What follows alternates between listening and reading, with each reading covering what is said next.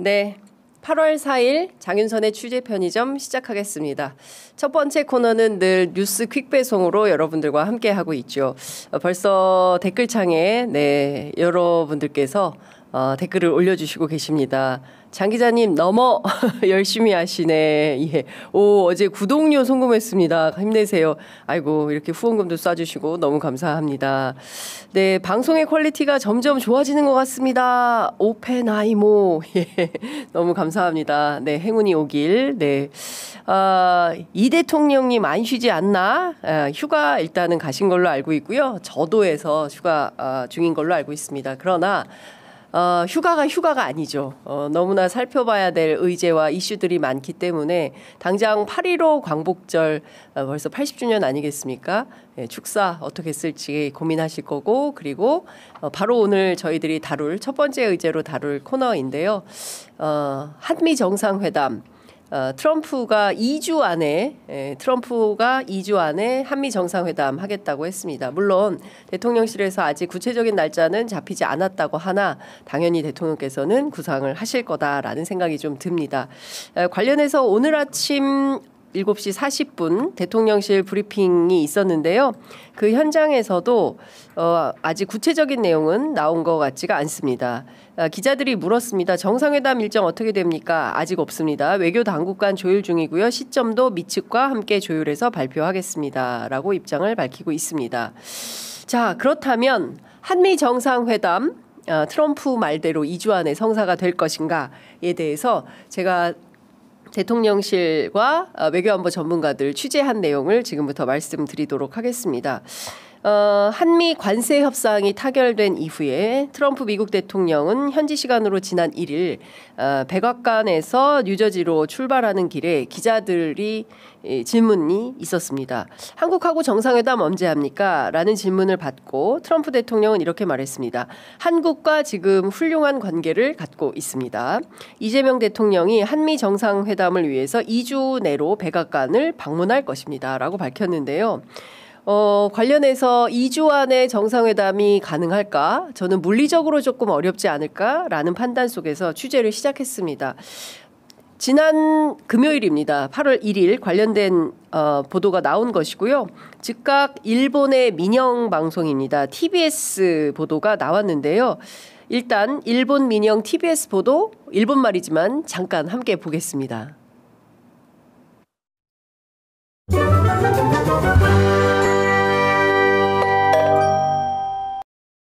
複数の外交関係者によりますと、イ大統領は11日にアメリカに向かい、現地12日にトランプ大統領との初の首脳会談に臨む方向で調整しているということです。会談ではアメリカとの関税交渉で合意した韓国による投資や朝鮮半島の緊張緩和策について話し合われる見通しです。また韓国の国防費の増額についても議論される可能性があります。イ大統領は今月15日にソウルで自身の就任イベントに参加するため、アメリカ滞在は1泊か2泊程度になるということで、期間中には韓国企業が買収した造船所を訪れることも検討されています。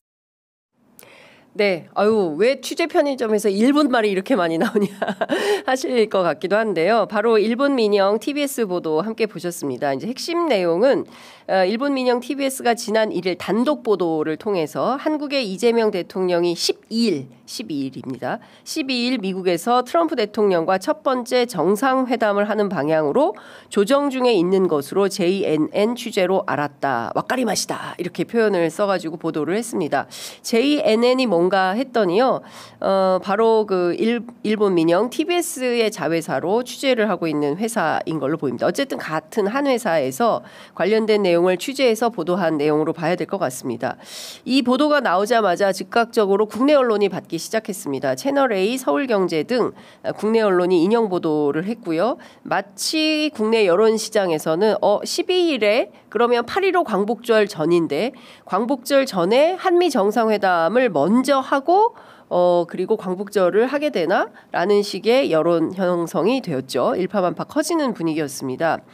관련해서 제가 직접 대통령실 고위 관계자들 취재를 했는데요. 일단 어떤 얘기가 나오냐면 앞서 보신 일본 민영 TBS 보도는 현재 대통령실에 출입하고 있는 외신 기자가 직접 작성한 취재 보도는 아니다. 도쿄발로 작성된 기사다라는 거고요. 도쿄 현지 기자가 외교 라인을 통해서 취재 보도한 것이다. 구체적으로 보면 JN이 취재로 알았다라고 하고 이를테면 뭐 미국이든 한국이든 어떤 관계자를 인용해서 보도한 것은 아닙니다. 그러니까 어느 경로를 통해서 확인되었다라는 내용이 없지요. 사실 이런 보도는 단독 보도라고 하지만 구체성을 담보하지 않고 있기 때문에 실제 이런 보도는 인용 보도를 대체로 하지 않습니다. 근데 국내 보수 언론 경제지들이 적극적으로 받아서 12일로 굳어진 것처럼 보도를 하고 이때 이루어지지 않으면 한미 정상회담 왜 늦어지냐, 그렇죠? 그리고 왜 제때 안 하느냐라는 비판 보도가 이어질 수 있는 개연성, 매개고리를 만들 수 있는 것이죠. 이런 언론 보도에도 정치의 함수가 있다라는 점을 애청자 여러분들께서 알면서 보도 내용을 보시면 좋을 것 같은데요. 앞서 말씀드린 대로 무작정 이렇게 퍼나르기를 하면 상당히 문제가 심각한데 죄송합니다. 너무 모시고 일을 하니까 면역력이 떨어졌나 봐요. 그래서 자꾸 감기가 와서 지난 주말에도 상당히 힘들었는데 어제도 제가 대통령실 출근을 했었거든요. 그래서 아침에 출근해서 저녁까지 있었는데 그래서 그런지 목이 많이 안 좋습니다. 그래도 열심히 취재해서 보도를 하도록 하겠습니다. 앞서 말씀드린 대로 국내 보수 언론들이 관행처럼 일본 언론에서 뭐가 나오면 그냥 씁니다. 일단 인용 보도를 막 해요. 그러다 보니까 경우에 따라서는 일본 언론의 오보를 그냥 보도해서 문제가 생기는 경우가 상당히 많았습니다. 그래서 제가 차분히 이런 내용들을 꼼꼼히 짚어보려고 취재를 했고요. 관련해서 대통령실 적극적으로 취재하니까 어제 오후 2시 43분경에 강유정 대변인이 공식 입장을 밝혔어요. 어떤 내용이냐면 한미 정상회담 개최 일정은 확정되지 않았다. 그리고 한미 외교 당국간 조율 중이고 결정이 되면 양국이 협의한 이후에 발표할 예정이다. 이렇게 밝힌 겁니다. 트럼프가 2주 안에 우리 할 거야 라고 2주 내에 이재명 대통령이 백악관으로 올 거야 라고 기자들에게 알렸지만 우리 정부 입장은 확정 아니고요. 협의 후에 발표할 겁니다. 이렇게 정리조정해서 다시 기자들에게 발표를 한 겁니다. 앞서 말씀드린 대로 이 투익스 트럼프의 어떤 기간 설정은 투익스 2주가 아니냐라는 얘기가 나올 정도로 트럼프가 사실 이 내용은 굉장히 자주 인용을 하는 내용이거든요. 무엇보다 2주 안에 한미 정상회담을 하려면 실무 접촉이 우선되어야 합니다. 외교안보 라인이 풀 가동이 돼서 통상협상 보셨죠? 계속 현지에 가서 어떻게 했습니까? 상무부 장관, 미국 무역대표부 대표 끊임없이 만나면서 실제로 스코틀랜드까지 쫓아가서 만나고 그리고 어떻게 했습니까? 상무장관 경우에는 자택까지 가서 협상을 하지 않았습니까? 이렇게 실무 단위에서 아주 매우 구체적인 협의 과정이 필요한데 지금 안보 관련해서는 그런 움직임이 있다는 내용이나 보도가 전혀 없지요. 따라서 지금 상황에서 2주 이후에 대통령 간의 정상회담을 한다는 것이 과연 가능한 것이냐라는 좀 어려움이 있는 거 아니냐라는 생각과 판단을 하게 됩니다. 그리고 지금 중요한 것은 날짜와 시일을 정해놓고 무조건 빨리 하는 게 좋은 것이냐, 우리에게 도움이 되는 것이냐, 아니면 국익에 기반한 충실한 합의를 이끌어내기 위해서 사전 논의 과정을 충실히 하는 것이 더 중요한 것이냐. 저는 이게 더 중요한 거 아닌가라는 생각이 좀 듭니다. 관련해서 우리는 굉장히 적극적이고 진지하게 한미 정상회담에서 어떤 의제를 어떻게 다룰 것인가를 고민 중에 있는 것은 사실인 걸로 보입니다. 왜냐하면 트럼프 쪽에서 요구한 2가지 핵심 의제가 있죠. 첫 번째는 국방비 증액 이슈가 있고요. 두 번째는 현재 주둔 중인 주한 미군의 주둔 비용과 관련해서 SMA 특별협정을 우리가 맺고 있는데 이 협정의 개정을 통해서라도 주둔 비용을 확장하라. 이미 100억 불 얘기를 하고 있지만 거기에서 더 추가로 지불하라라는 뉘앙스로 얘기를 하고 있기 때문에 관련해서 우리가 무조건 다 퍼줄 수 없기 때문에 우리는 어떤 협상 전략으로 임할 것이냐 굉장히 중요한 포인트 아니겠습니까? 관련해서 우리는 이렇게 적극적이고 구체적이고 어떤 내용으로 어떻게 합의할 것인가 핵심 논의를 하고 있는데 트럼프는 과연 그런가? 아닌 것 같다. 앞서 말씀드린 대로 이 트윅스라는 것은 트럼프의 어떤 트레이드마크처럼 얘기를 하죠. 실제 워싱턴 정가에서는 트럼프가 제일 좋아하는 시간 단위는 2주 아니냐라는 우스개도 있습니다. 제가 CNN에 올라와 있는 댓글들을 쭉 보니까요. 2주는 마가가 무언가를 하는 것을 잊어버리기에 충분한 시간이다. 이런 것부터 시작해서 이른바 트럼프와 트럼프 진영을 조소하고 조롱하는 그런 댓글들이 굉장히 많이 달려 있던데요. 관련해서 CNN이 재밌는 보도를 했습니다. 트럼프와 2주는 어떤 의미인지 일단 준비된 영상 함께 보시고 계속 말씀 이어가도록 하겠습니다. 오늘 취재 편의점에 앞에는 일본말, 뒤에는 영어 계속 나오고 있습니다. 일단 한번 함께 보시겠습니다. Despite generations of intelligence, decades of a track record, and years of provocation, here is President Trump's timeline for when he'll be fully able to read Vladimir Putin. Do you still believe that Putin actually wants to end the war? I can't tell you that, but I'll let you know in about 2 weeks, within 2 weeks. Now, if that timeline sounds familiar, because before Taylor Swift made a fortnight famous, Donald Trump had the era on lockdown. You trust President Putin? I'll let you know in about 2 weeks. I'd rather tell you in about 2 weeks from now. You can ask that question in 2 weeks. I'd say over the next couple of weeks, wouldn't you say? I think so. Over the next 2-3 weeks. We'll be setting the number.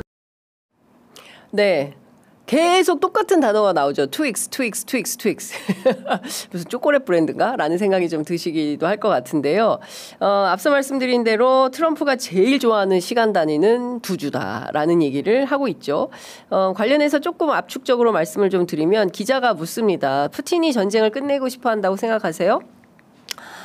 지금 말할 수 없는데 아마도 2주 정도? 2주 안에는 답을 줄 수 있을 것 같네요. 그렇게 얘기를 하고, 그리고 또 얘기합니다. 트럼프를 여전히 신뢰합니까? 2주 안에 말씀드리겠습니다. 러시아 우크라이나 전쟁, 2주 정도 후에 말씀드리는 게 낫겠다고 생각합니다. 2주 후에 질문하시면 그때 답을 드리겠습니다. 관세 협상 관련해서도 2주 정도 후에는 될 거라고 생각합니다. 마크롱 대통령과의 정상회담 이후에 아무런 내용이 공개되지 않는 것과 관련해서도 2주 안에 결정을 내릴 겁니다. 2주 쭉 얘기를 하고 있어요. 뭐 다 옮기기 어려울 정도로 2주 얘기를 많이 하는데 실제로 2주 뒤에 그러면 그런 일들이 벌어지느냐. 기자들이 취재한 바에 따르면 대체로 2주 후에 아무런 일도 벌어지지 않았다라는 것입니다. 지난 6월 12일에 앞으로 2주 안에 무역상대국에 미국이 일방적으로 정한 관세율을 명시한 서한을 보낼 것이다라고 했었지만 실제 후속 조치가 아무것도 없었거든요. 그리고 5월 말에도 푸틴의 휴전협상 의지에 대해서도 2주면 알 수 있을 거라고 했는데 아무런 달라진 기류가 지금까지도 없죠. 저는 개인적으로 2주 안에 한미 정상회담은 이루어지지 않을 거라고 생각합니다. 그러니까 8월 15일 광복절 이전에 한미 정상회담이 있을 거라고 생각하지 않습니다. 트럼프는 제일 좋아하는 시간 단위 2주를 기자들에게 그냥 언급했을 뿐이다. 그러니까 우리 그런 거 있죠. 우리 언제 한번 밥 먹자. 근데 그 언제가 언제인지는 아무도 모르죠. 그런 것처럼 트럼프가 사실은 무성의하게 답변을 한 거 아닌가라는 생각도 좀 듭니다. 어쨌든 그럼에도 불구하고 오늘 중앙일보 일면 하단 기사에 8월 말 가능성이 가장 높다라고 또 전망이 나옵니다. 지금요. 2주 안에 트럼프가 얘기한 이후에 8월 12일 일본 보도를 시작으로 해서 나왔죠. 그리고 8월 셋째 주 가능성이 높다라는 게 어제 저녁 보도에 나왔습니다. 그리고 오늘 아침에는 8월 넷째 주가 나왔습니다. 언제가 될까요? 알 수 없죠. 사실 중요한 포인트는 앞서도 말씀드렸지만 속도보다는 방향이다. 예, 그렇죠. 국방부 증액, SMA 개정 요구 이런 것에 무작정 끌려다니면 되겠습니까? 예, 오늘 한겨레 신문에 문정인 선생께서 칼럼을 쓰셨습니다. 다음은 안보가 중요한 이슈가 아니겠느냐. 통상협정 잘 마무리했습니다. 그러면 안보와 관련해서 미측과 어떤 협상을 해낼지 국익을 훼손하는 방향으로 윤석열 정권 때처럼 무조건 미국에 끌려다닐 수는 없는 노릇 아니겠습니까? 우리에게 합리적인 그리고 대한민국 국익에 부합하는 방향으로 한미 간의 외교, 안보 간 협상이 어떤 방식으로 이루어지게 될지 취재 편의점도 귀추를 주목하고 열심히 취재하도록 하겠습니다. 자, 저희가 두 번째로 정한 아이템은 언더웨어 윤입니다. 언더웨어 윤. 누군지 아시겠죠? 지난 주말 사이에 다들 깜짝 놀랐습니다. 세상의 전직 대통령이 그래도 검찰총장 출신인 이 사람이 세상에 속옷만 입고 특검의 체포영장 집행 과정에 불응했다라는 소식 여러분들 어떻게 들으셨습니까? 관련해서 저희가 단독 보도를 하려고 합니다. 지금부터. 정성호 법무부 장관이 국회 와서도 이야기를 한 건데요. 보고받고 너무나 민망해서 관련된 조치를 취했다는 소식입니다. 교도관에게 아무에게도 일단 말하지 마라. 오전 상황 얘기한 건데요. 일단 당시에 있었던 특검의 브리핑 내용 먼저 함께 보시고 계속 말씀 이어가도록 하겠습니다.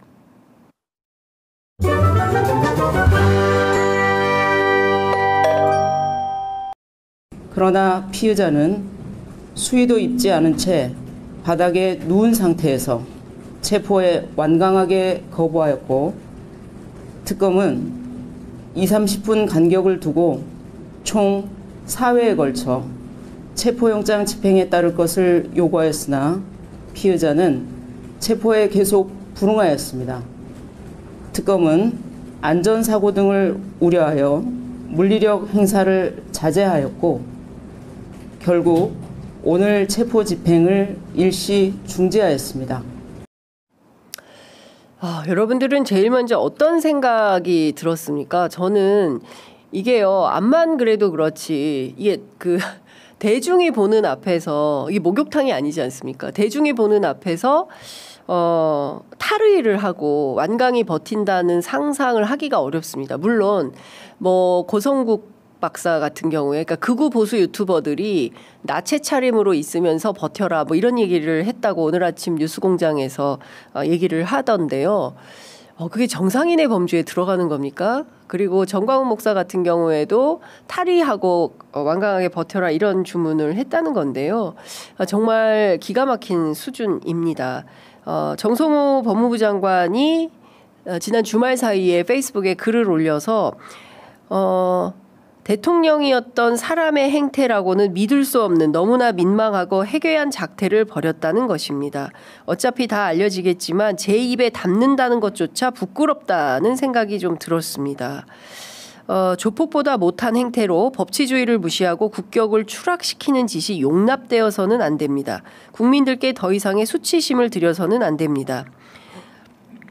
수감자에 대하여도 엄정하고 공정한 법 집행이 되도록 체포 관련 규정의 미비점을 정비하고 특혜성 접견에 대해서도 재발되지 않도록 시정 조치하겠습니다. 라는 의견을 밝혔는데요. 관련해서 제가 사실 해외 언론은 어떻게 보도할까, 보도를 할까 하지 않을까 생각을 했습니다. 그런데 정말 외신의 말이죠. 이 언더웨어 윤에 대한 보도가 쏟아졌습니다. AP, AFP, 로이터, 세계 유수 통신사는 물론이고요. 인디아 투데이, 힌두스탄 타임스, 영국 텔레그라프, 그다음에 호주의 캬브람 프리프레스 이런 매체가 저는 있는지도 몰랐어요. 그러니까 작은 시도 단위의 그 매체들 있지 않습니까? 이런 작은 언론들까지도 이걸 일종의 뭐라고 해야 됩니까? 해외 토픽처럼 다루고 있는 것이죠. 세상에 한국의 대통령인 윤석열이라는 사람이 감옥 안에서 특검이 체포영장을 집행하려고 하는데 옷을 벗고 언더웨어 차림으로 버텼대라는 보도를 전 세계가 하고 있는 것입니다.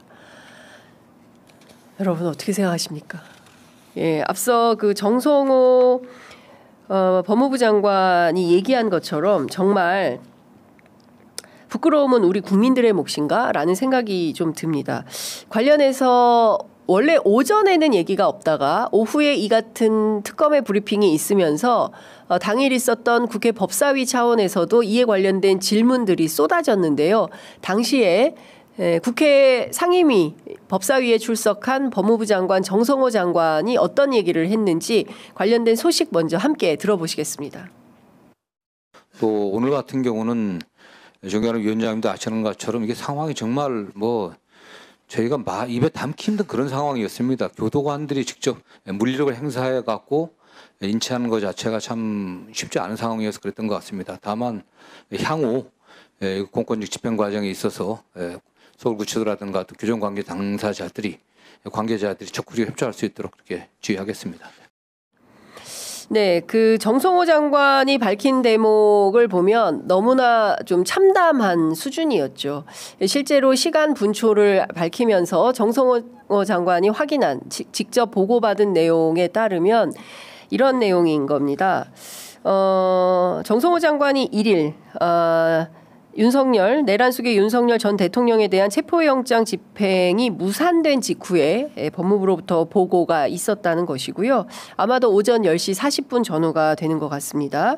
속옷만 입고 들어 누워서 집행 자체가 불가했다라는 보고를 받고 너무나 끔찍했고 놀라서 당시 집행에 참여했던 교도관들을 포함한 모든 관계자들에게 관련 내용을 외부에 발설하지 말라, 일종의 외부 발설 금지를 지시를 내렸다는 겁니다. 오전에.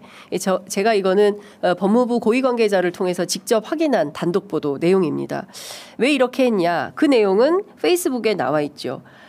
어차피 다 알려지겠지만 제 입에 담는다는 것조차 부끄럽다는 생각이 들었기 때문에 그래도 전직 대통령이고 검찰총장 출신인데 세상에 옷을 벗고 버텨? 이거는 국제망신이니까 일단은 함구해라라고 외부 발설 금지 조처를 내린 겁니다. 그러니까 교도관을 포함해서 당시 집행에 나섰던 모든 관계자들에게 일단 함구해라라는 거죠. 그런데 사실 이 상황은 이렇게 느꼈다는 겁니다. 고위 관계자의 설명인데요.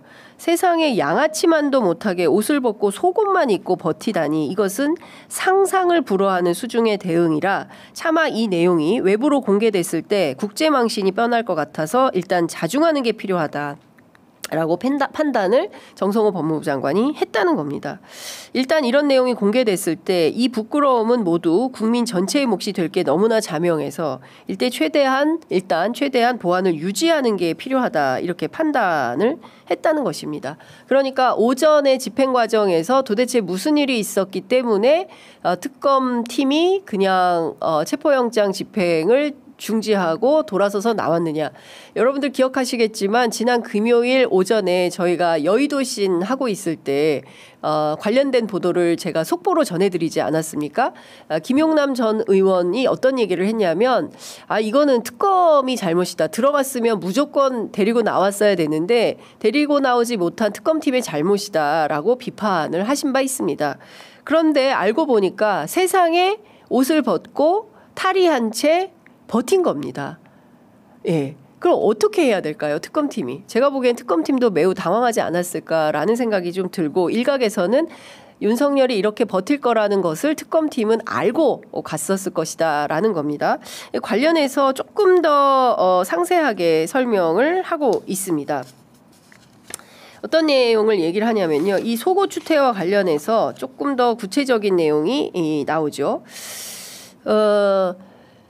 어떤 거냐면 양측의 입장이 바뀌어요. 일단 윤석열 측 변호인단에서는 특검이 오기 전부터 너무 날이 더워서 또 본인이 당뇨가 있기 때문에 체온 유지 차원에서 대체로 수의를 벗고 있다라는 것입니다. 수의를 벗고 있는 가운데 특검이 와서 이런 상황이 벌어진 거다라고 윤석열 측은 설명을 하고 있고요.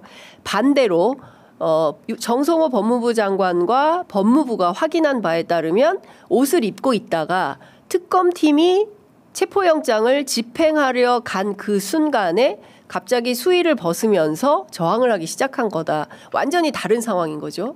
원래 벗고 있는데 갑자기 들이닥쳐가지고 그 상황에서 나는 못 간다라고 했던 것이라고 주장을 하고 있고요. 특검팀에서는 이 옷을 입고 있다가 특검팀이 집행하려고 하니까 옷을 벗고 그리고 저항을 해서 집행을 할 수가 없었다. 이런 겁니다. 자, 이 사실관계를 어떻게 확인을 해야 됩니까? 궁금하지 않습니까? 아니 사실관계는 밝혀야 될 거 아닙니까? 윤석열 측에서 변호인단이 주장하는 사실과 특검팀이 판단하는 사실이 전혀 다르다고 하면 실제 그 순간 서울구치소 윤석열의 그 방안에서 무슨 일이 있었는지에 대해서 구체적으로 알아야 될 거 아니겠습니까? 일단 1번 CCTV가 존재합니다. 예. CCTV가 존재한다는 것이고요. 두 번째는 특검의 수사관들이 그리고 또 교도관들이 체포영장을 집행하러 갈 때 온몸에 바디캠을 부착하고 갔다고 합니다. 그러니까 이 바디캠을 통해서 확실하게 확인할 수 있는 것이죠. 당일 상황이 어땠는지. 이렇게 된다면 당연히 CCTV를 공개하고 바디캠의 내용을 공개해서 당시에 어떤 상황이 벌어졌는지 명명백백하게 밝혀야 한다라는 생각이 드는 겁니다. 예를 들어서 아니 근데 다 떠나서 이런 겁니다. 지금 이거는 인권 탄압이고 인권 침해라고 김계리 변호사가 주장을 하고 있죠. 김계리 변호사가 윤석열 변호인단 소속 변호사인데요. 이렇게 얘기합니다. 윤석열 속옷 브리핑 뭐 이렇게 표현을 하고 있는데 이 브리핑에 격분하면서 이것이 알 권리냐라면서 법률 대응에 나서겠다라고 주장을 했습니다. 특검과 그리고 정성호 법무부 장관을 향해서 직접 법률 대응에 나서겠다라고 비판하고 나섰는데요. 허위사실 유포고 윤석열 대통령에 대한 마녀 사냥이며 정치 선전선동을 하고 있다라고 비판을 한 겁니다. 그러나 법치주의가 뭡니까? 그리고 이것은 법원에 의해서 실제로 발부받은 체포영장입니다. 이 체포영장이 첫 번째로 불발됐던 때 여러분들 기억하시죠? 예. 그 수많은 청년 학생들이 키세스가 돼서 한남동 앞을 지켰을 때 바로 한남동 관저에 진입하려고 하는 공수처 검사들의 진입을 가로막고 체포영장 집행이 불발되도록 만들었습니다. 누가 시켰습니까? 내란 속의 윤석열 총 갖고 있으면 뭐하냐 이런 비판하면서 주장을 했었죠. 마찬가지로 똑같은 방법으로 이번에는 속옷 추태를 부리면서 이 영장 집행을 방해하고 있는 것입니다. 앞서 말씀드린 대로 검찰총장 출신이고 평생 검사를 했고 본인이 검사하면서 구속시킨 피고인들이 도대체 몇 명입니까? 그냥 열거한다 하더라도 너무나 많지 않습니까? 박근혜 전 대통령, 이재용 삼성 부회장 얼마나 많은 사람들을 구속시켰습니까? 그런데 정작 본인은 순순히 응하지 않고 무조건 체포영장 집행에 거부하고 있는 것입니다. 이제야 변호인을 선임해서 특검팀에 보냈다고 합니다. 그리고 특검팀은 앞으로 물리력도 행사할 수 있다고 주장을 하고 있습니다. 완강하게 계속 속옷만 입은 채로 거부를 할 때 과연 이것을 전 세계가 그리고 우리 국민들이 이 작태를 어떻게 이해하고 받아들여야 합니까? 관련해서 이게 도대체 무슨 의도이냐라고 정치권 관계자들에게 물었습니다. 그랬더니 이런 분석이 나옵니다. 일단 체포영장 집행 과정에서 자해를 벌이다가 충돌이 벌어지고 그래서 몸싸움이 생기면 그것 자체로 인권 침해라고 고발하고 전직 대통령 교도소 안에서 폭행당했다라는 보수 언론의 헤드라인을 뽑아서 이걸 가지고 정치투쟁의 명분을 쌓고자 하는 거 아니냐. 너무나 자명하다라고 이 얘기를 하고 있습니다. 이런 얘기도 합니다. 그렇게 덥다고 에어컨도 없다, 더워 죽겠다 이렇게 주장을 하면서 아니 에어컨 있는 특검 사무실로 출정을 나가서 시원한 에어컨 바람 맞으면서 그냥 묵비권 행사해도 되는데 왜 이런 방식으로 일관하겠냐. 이것은 동네 깡패 양아치들이나 하는 짓이다.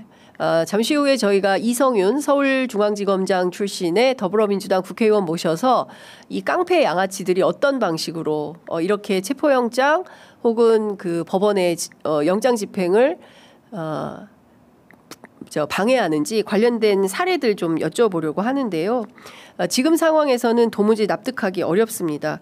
법률적으로는 도저히 빠져나갈 수가 없으니 이런 방식의 정치투쟁을 통해서 빠져나갈 생각을 하고 있는 것 같은데요. 우리 국민들이 용납하지 않습니다. 예, 윤석열 씨 정신 차리기 바랍니다. 그리고 수용자들에게 이런 것을 인권 침해라고 할 수가 없습니다. 이것은 범죄자가 공모 집행을 방해하는 아주 결정적인 행위입니다. 정신 차리시고 얼른 특검 수사에 임하시기 바랍니다. 오늘 뉴스 퀵 배송 여기까지 하고요. 다음 순서로 이어가도록 하겠습니다. 네, 8월 5일 장윤선의 취재 편의점 30분 더 먼저 시작합니다. 저희들이 뉴스 퀵 배송 시작하면서 매일 오전 8시 30분으로 30분 당겨서 여러분들께 뉴스의 속살 열심히 취재해서 현장 열심히 뛰어서 보도해드리고 있는데요. 애청자분들께서 그 정성을 좀 알아주시는 것 같습니다. 박재경님께서 하시느라 더운 날씨에 수고하시니 저희가 편하게 듣습니다. 이런 의견 주셨습니다.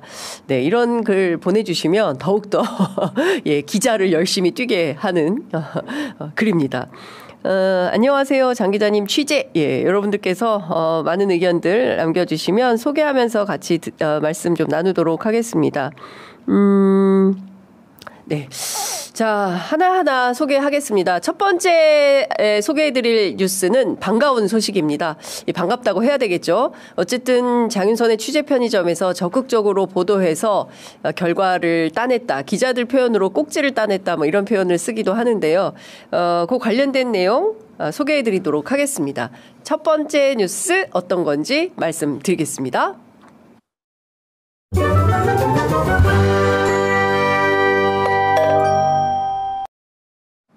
네, 첫 번째 준비한 것은 내란숙의 윤석열 엄호했던 여러분 기억하시죠? 최일 국방홍보원장.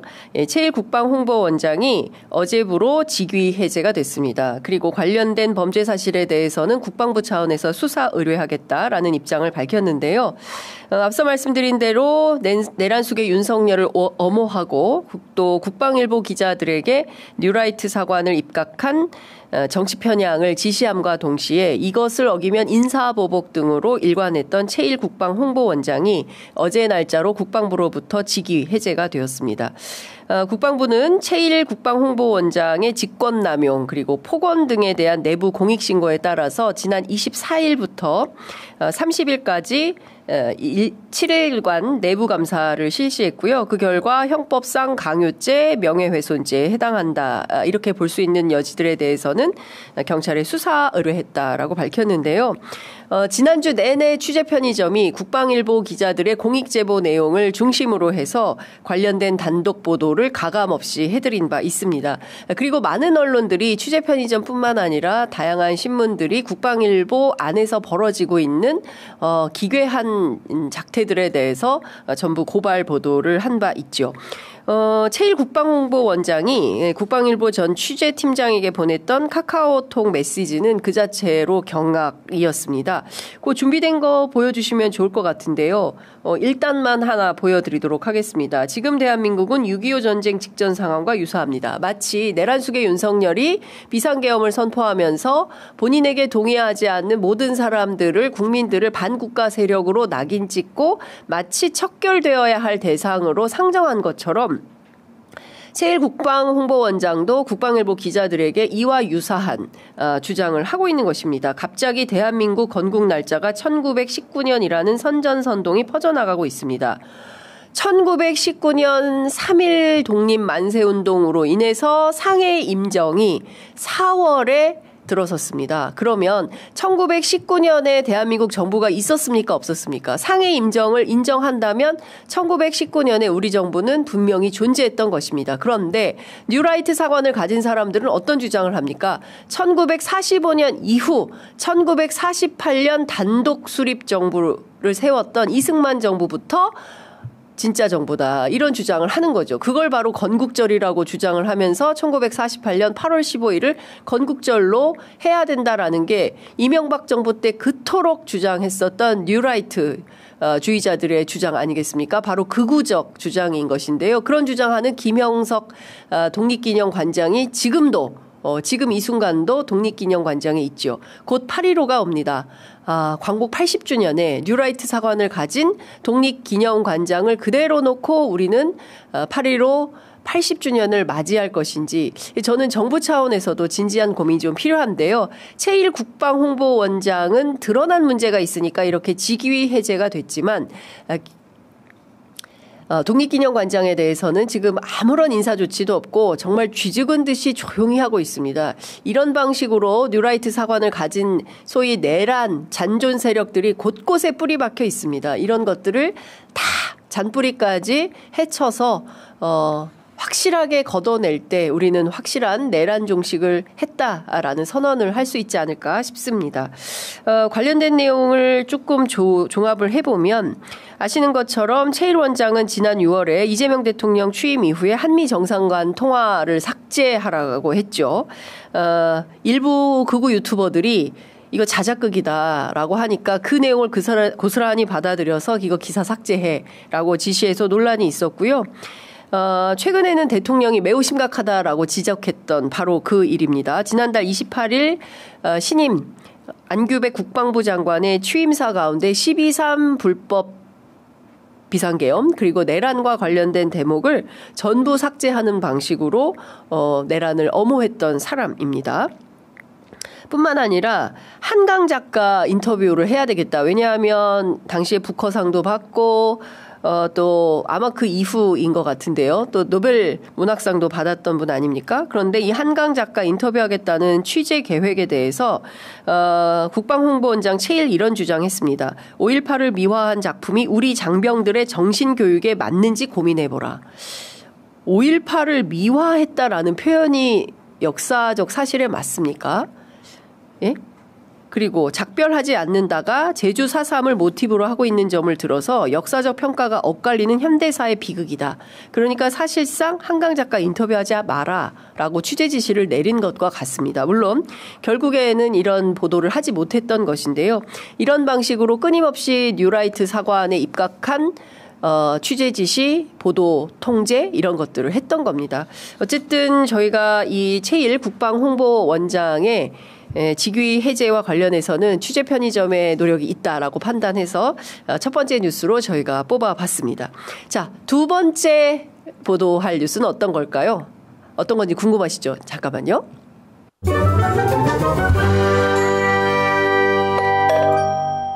자, 두 번째 소개해드릴 뉴스는 언더웨어 윤핵에 연병한해 날린 김건희 특검입니다. 내란 속의 윤석열 체포영장 집행하려고 할 때 먼저 수위를 벗은 것인지 아니면 수위를 벗고 있다가 특검팀이 들이닥친 것인지 양측의 주장이 상당히 엇갈린 진술을 하고 있습니다. 중요한 포인트는 법무부 고위 관계자에게 취재 편의점이 직접 확인한 바에 따르면 실제로 집행을 하러 갈 때 바디캠을 달고 있었고 내란 속의 윤석열 방 안에는 CCTV가 설치되어 있다는 겁니다. 따라서 CCTV를 공개하면 당일 어떤 일이 벌어졌는지는 명명백백하게 밝혀질 수 있겠죠. 실제로 모포를 뒤집어 쓴 건지 어떤 건지. 전 국민 전 세계에서 이 사건을 세게 보도를 하고 있습니다. 저희가 어제 외신이 어떻게 보도하고 있는지도 다 설명을 드린 바 있는데요. 관련해서 어제 문홍주 특검보가 기자들에게 윤석열 내란 수계의 체포영장 집행 불응에 대해서 지난 2017년 최순실 씨가 6번이나 체포영장을 거부하다가 특검팀, 국정농단 특검팀에 출석할 당시 상황을 언급하면서 이런 얘기를 했습니다. 한 청소부 아주머니가 연병하네라고 했다라고 밝혔습니다. 사실 청소부 아주머니라는 표현보다는 저희가 청소노동자라는 표현을 쓰죠. 예, 아주머니라는 표현은 잘 안 씁니다. 문흥주 특검보님. 예, 여하튼 당시 2017년 영상입니다. 여러분들 기억이 가물가물하시고 그때 무슨 말을 했었지? 생각이 나실 것 같은데요. 관련해서 당시 영상, 문홍주 특검보가 언급한 당시 영상 함께 보겠습니다.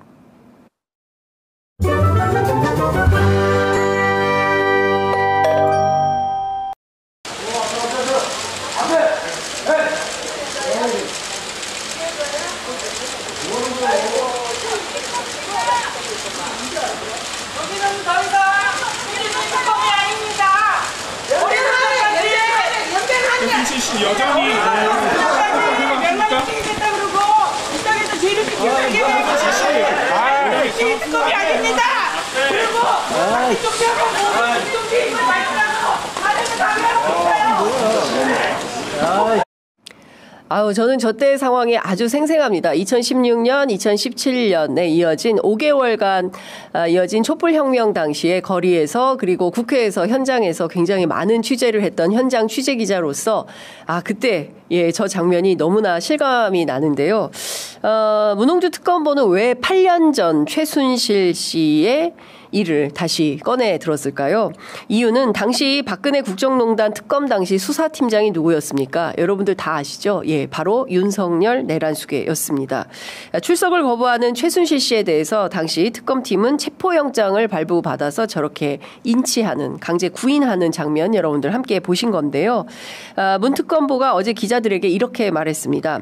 최순실이 끌려오며 더 이상 자유민주주의 특검이 아니라고 했고 지나가던 청소 아주머니가 연병하네라고 했습니다. 그래서 윤 전 대통령이 어떻게 수사했는지 우리는 잘 알고 있고 똑같이 적용하는 뿐입니다. 이렇게 얘기를 했습니다. 진짜 민망해서 입으로 옮기기 어려운 수준인데요.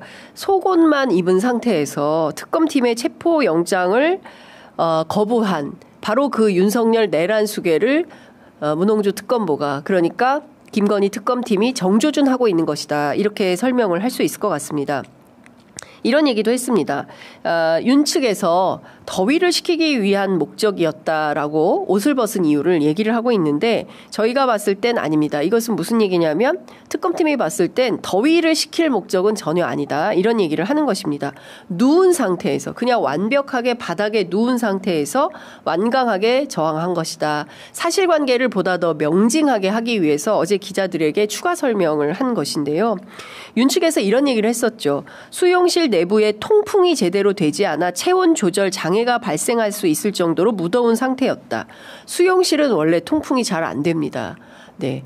감옥에 죄를 짓고 가 있는 수용자들 있는 것이에요. 그렇기 때문에 창살이 있는 아주 작은 감옥이 있고 그 작은 문틈을 통해서 햇살이 들어오고, 여러분들 신영복 선생님의 감옥으로부터의 사색 다 읽어서 아시지 않습니까? 현실이 그런 것입니다. 그런데 마치 이게 본인에게 대단히 불편한 인권 침해를 받고 있는 것처럼 주장을 하는 것이죠. 그리고 당뇨로 인한 자율신경계 손상 가능성으로 평소에도 간혹 수의를 벗고 있었고 구치소에서도 이를 양해하는 상황이었다라고 주장을 했으나 이 관련된 내용이 전혀 사실이 아닌 것임을 특검팀에서 웅변하고 있다. 이렇게 해석을 할 수도 있을 것 같습니다. 제가 어제 한겨레 신문 한겨레 TV에 가서도 이 당뇨와 자율신경계에 대해서 의사들 취재해서 쭉 설명을 좀 드렸는데요. 이 자율신경계 손상과 이상 문제와 관련해서는 지금 우리들도 다 겪고 있는 이슈예요. 왜냐하면 이 순간 우리도 자율신경계가 계속 작동을 하고 있고 윤석열의 이런 무도한 행태를 보면서 혈압도 오르고 화도 나고 심장이 벌렁벌렁 뛰기도 하고 이게 다 자율신경계 관련된 것이거든요. 본인만 이런 것처럼 주장을 하는데 의사들은 이렇게 설명합니다. 이 자체로 굉장히 나 더워 이런 설명을 하고 있는 것이고요. 더 중요한 포인트는 누군가로부터 끊임없이 코치를 받으면서 마치 의학적으로 본인에게 큰 건강상의 이상이 있음을 우회해서 웅변하고 있는데 다 따지고 보면 큰 틀에서 나 더워 이거 말고 그 이상도 이하도 아니다 이런 설명을 하고 있습니다. 자, 지금까지 속옷 시위로 특검팀의 수사를 방해했던 전직 최순실 특검팀의 수사팀장 윤석열 씨의 부끄러움을 그리고 수사에 이제는 제발 촉구하라는 그런 뜻으로 이해를 해야 되지 않을까 싶은데요. 관련해서 저희가 당시 청소노동자 선생님의 촛불 시위 자유 발언 저희가 함께 찾아봤습니다. 8년 전이지만 지금 들어도 아주 너무나 사이다 발언입니다. 여러분 함께 경청해 보시면 좋을 것 같아서 준비했습니다. 함께 보시겠습니다. 여러분, 저는요 청소하는 것이 부끄럽지가 않습니다. 더러운 걸 깨끗이 씻어주는 청소부입니다. 최순실 6번 나오라고 해도 나오지 않더니 체포영장 발부받아 나왔습니다. 그럴 때 저는 최순실이 얼굴을 좀 보려고 나갔는데요. 차에 내리자마자 큰 소리를 치고 외치면 민주주의를 운운하는데 어디 감히 민주주의를 운운할 수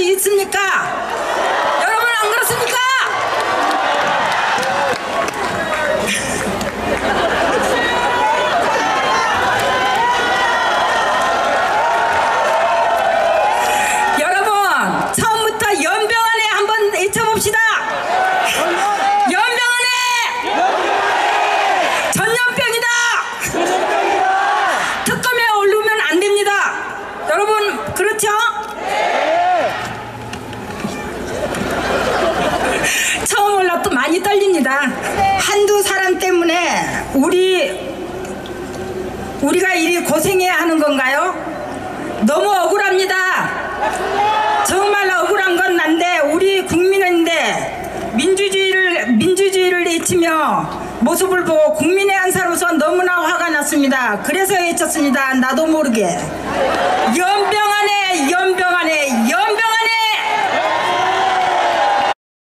네. 여러분들 어떻게 보셨습니까? 네. 방금 전에 정구승 변호사인 것 같은데, 맞나요? 예. 스포츠를 싸주셨어요. 항상 현장에서 진실을 취재하시는 장윤선 기자님 화이팅. 정구승 변호사 맞나요? 맞으면 맞다고 얘기해 주세요. 어떻게 들으셨습니까? 속이 다 후련하시죠? 예. 저는 문홍주 특검보가, 윤석열 내란 수계를 향해서 이 말을 하고 싶었던 것 같습니다. 연병하네, 연병하네, 연병하네. 아닐까요? 저는 그런 것 같습니다. 김건희 특검팀에서 오늘 윤석열 내란 수계에 대한 체포영장 재집행에 나설 가능성이 높다는 언론의 관측이 있습니다. 내일은 빅데이입니다. 내일 바로 V0 김건희 특검팀에 출석을 하지요. 안 나오지는 않는다라는 건데요. 내일 아침에 또 어떤 일이 벌어질지 모르겠습니다. 취재 편의점도 카메라를 일찌감치 준비해놓고 현장 취재하면서 여러분들께 현장 보내드리도록 하겠습니다. 자, 다음 준비한 뉴스는 어떤 걸까요?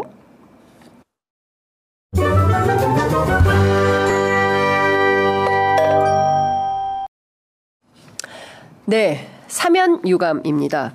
어제 2대1이 단독으로 보도된 사진 한 컷이 있습니다. 여러분도 혹시 보셨습니까? 지금 사진 한 장, 띄워주시면 좋을 것 같습니다. 2대1이 단독 보도인데요. 송원석 국민의힘 비대위원장 겸 원내대표가 강훈식 대통령 비서실장에게 보낸 8.15 특별사면 요청 명단 관련된 것입니다. 관련 내용이 좀 잘 안 보이실 것 같아서 제가 설명을 좀 드리면 송원석 의원은 이런 얘기를 합니다. 8.15 특사 대상으로 모두 4명을 전달합니다. 1번 안상수 전 인천시장 부인 김모 씨, 정찬민 전 의원, 홍문종 전 의원, 심학봉 전 의원 이렇게 모두 4명입니다. 이 전달하고요. 감사합니다 하고 물결 표시 있죠. 이렇게 웃음 표시 고마움을 표해요. 그러자 강훈식 실장이 이렇게 화답합니다. 이게 다예요? 라고 묻죠. 송 비대위원장은 이렇게 얘기합니다. 현재까지 연락 온 건 이게 전부입니다. 이렇게 화답을 합니다. 자, 송원석 비대위원장이 강훈식 비서실장에게 전달한 사인 명단, 이 사람들 과거 전력이 어떤 사람들인지 궁금하시죠? 살펴봤습니다. 자, 안상수 전 인천시장의 배우자 김모 씨는 범행 내역이 이런 겁니다. 지난 20대 대선 후보 경선 과정에서 홍보대행업체 대표에게 억대의 금품을 건넨 혐의로 지난 5월 징역 1년이 대법원에서 확정돼가지고요.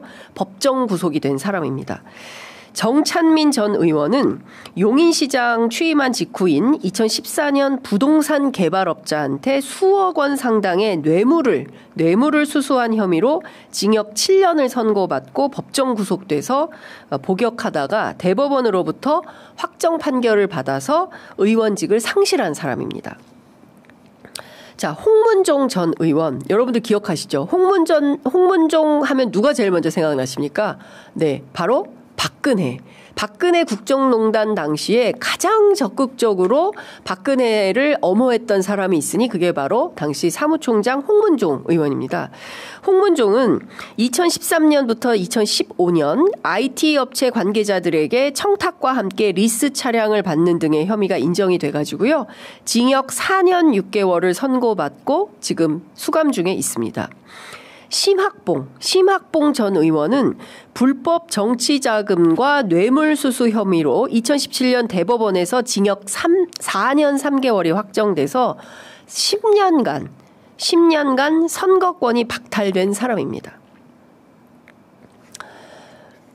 딱 들었을 때 어떤 느낌이 드십니까? 단박에 이거 엄청난 부정부패 비리사범들이구나. 이런 생각 드시지 않으십니까? 뇌물이에요. 기본적으로 뇌물, 청탁, 전부 그런 겁니다.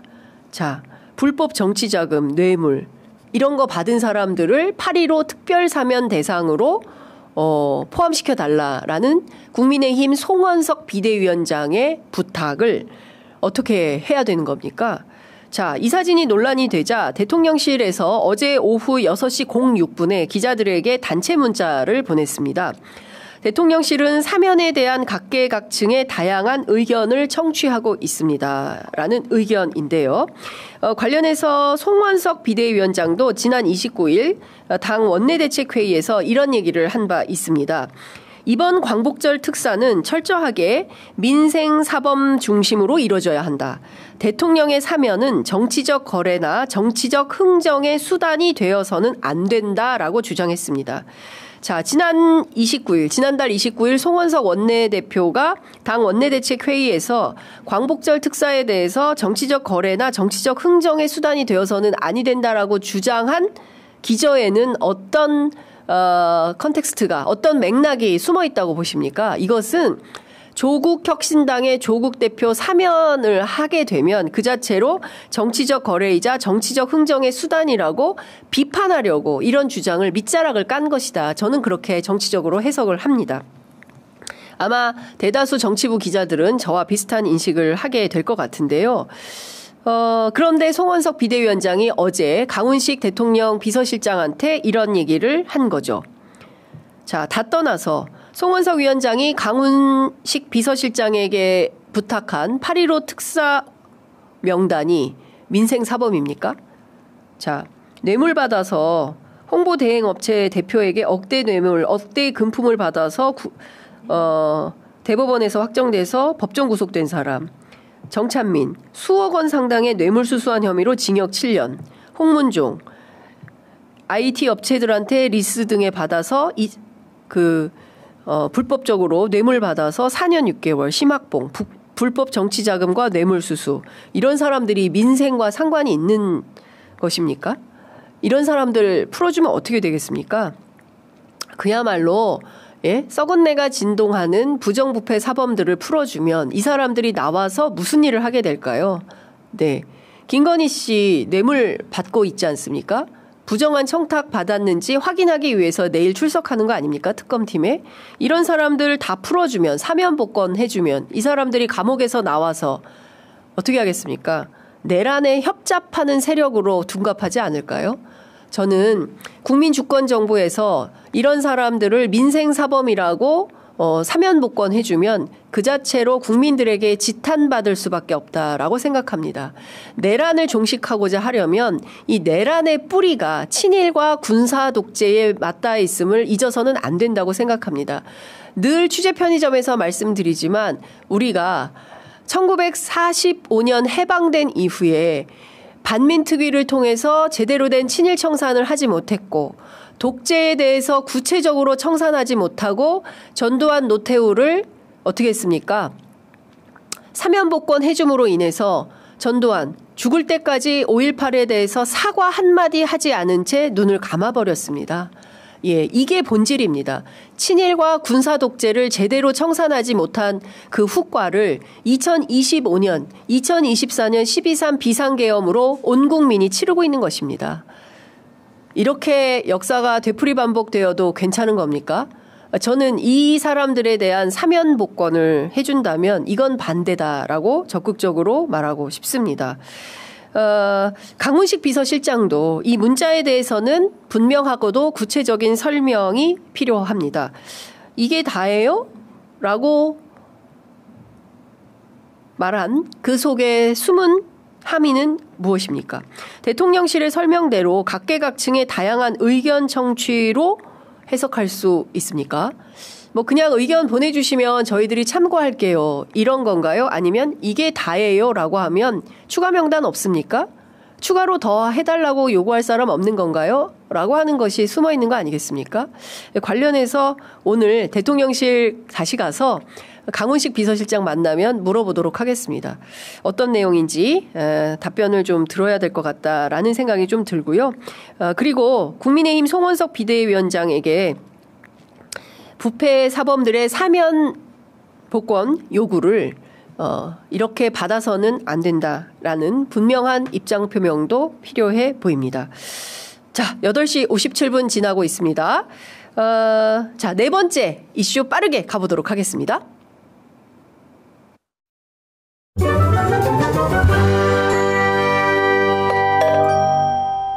오늘 본회의에서는 우리 당이 오랫동안 준비해온 민생개혁 입법들이 오늘 상정이 됩니다. 약간의 우여곡절이 있었습니다만 검찰개혁, 언론개혁, 사법개혁 중에 하나인 언론개혁에 관련된 방송 3법이 맨 앞에 상정되어서 처리될 예정입니다. 노란봉투법, 상법 개정안, 양곡관리법, 농안법 등 본회의에 상정된 법안들은 국민의 삶을 지킬 안전장치입니다. 무너진 민주주의를 바로 세울 출발점이고 대한민국의 회복과 성장을 다시 시동을 거는 오늘이 돼야 할 것입니다. 네, 바로 이어서 보겠습니다. 지금 오늘 아침 조중동 보수 언론들의 논조 보겠습니다. 자, 중앙일보 먼저 볼까요? 여당 방송 3법으로 이사수 확대, 야당 특정 세력 장악용 이렇게 되어 있죠.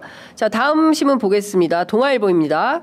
KBS 사장 국민 추천, 이사 외부 추천 확대, 민주당 방송 만들기. 자, 다음 조선일보 보겠습니다.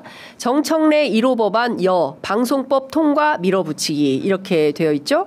그리고 기사 5면으로 가보겠습니다. 방송 3법 반기업법 브레이크 없는 입법 독주 시작 이렇게 되어 있죠. 자, 사실 지금 가장 중요한 것은 검찰개혁, 사법개혁, 언론개혁 이 3대 개혁에 대해서는 추석되기 전에 여당인 더불어민주당에서 반드시 처리하겠다라는 강력한 입장이 있습니다. 그리고 지금 조중동이 또 왜곡된 프레임을 만들기 시작했어요. 특정 세력 장악용이다. 그리고 민주당 방송 만들기다 이런 주장을 하는데요. 이번 방송법 개정에서 가장 중요한 핵심 사안이 무엇이냐라고 묻는다면 그것은 사장추천위원회 100인입니다.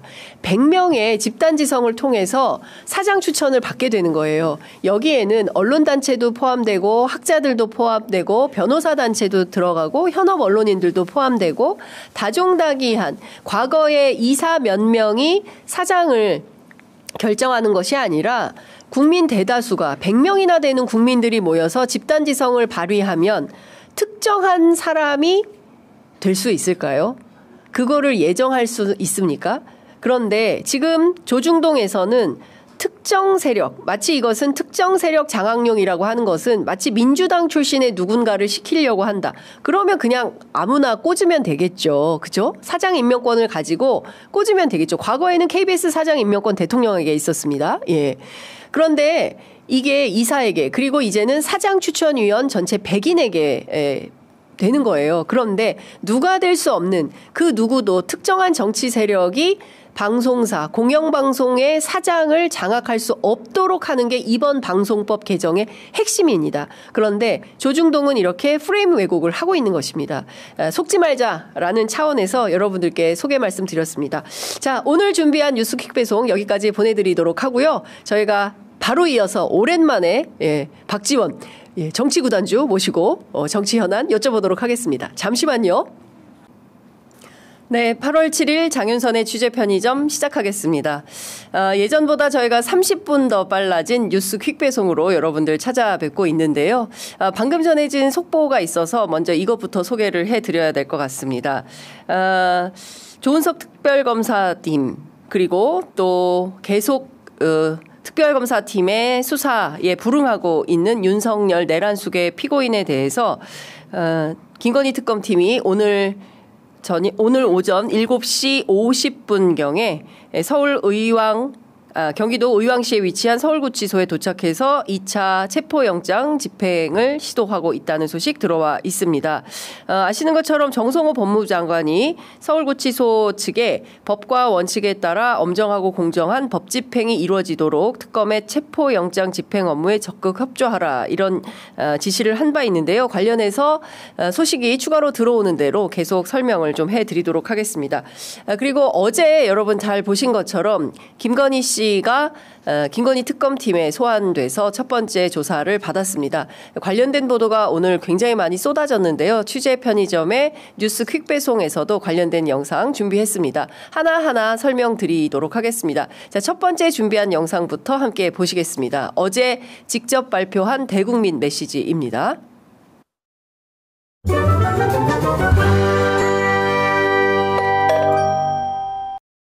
국민 여러분께 저같이 아무것도 아닌 사람이 이렇게 심려를 끼쳐서 진심으로 죄송합니다. 수사 잘 받고 나오겠습니다. 네, 국민에게 더 하실 말씀 없으십니까? 추가 질문은 나중에. 죄송합니다. 명품 목걸이와 명품백인데 해외 순방에 가짜 목걸이 차고 나가셨다고 하셨는데 그 이유가 있으십니까? 도이치 주가조사 미리 알고 계셨습니까? 명태균 씨와는 왜 만나고 통화하셨습니까? BK 패밀리라고 들어보셨습니까? 의혹 가운데 해명하고 싶으신 부분 있으신가요?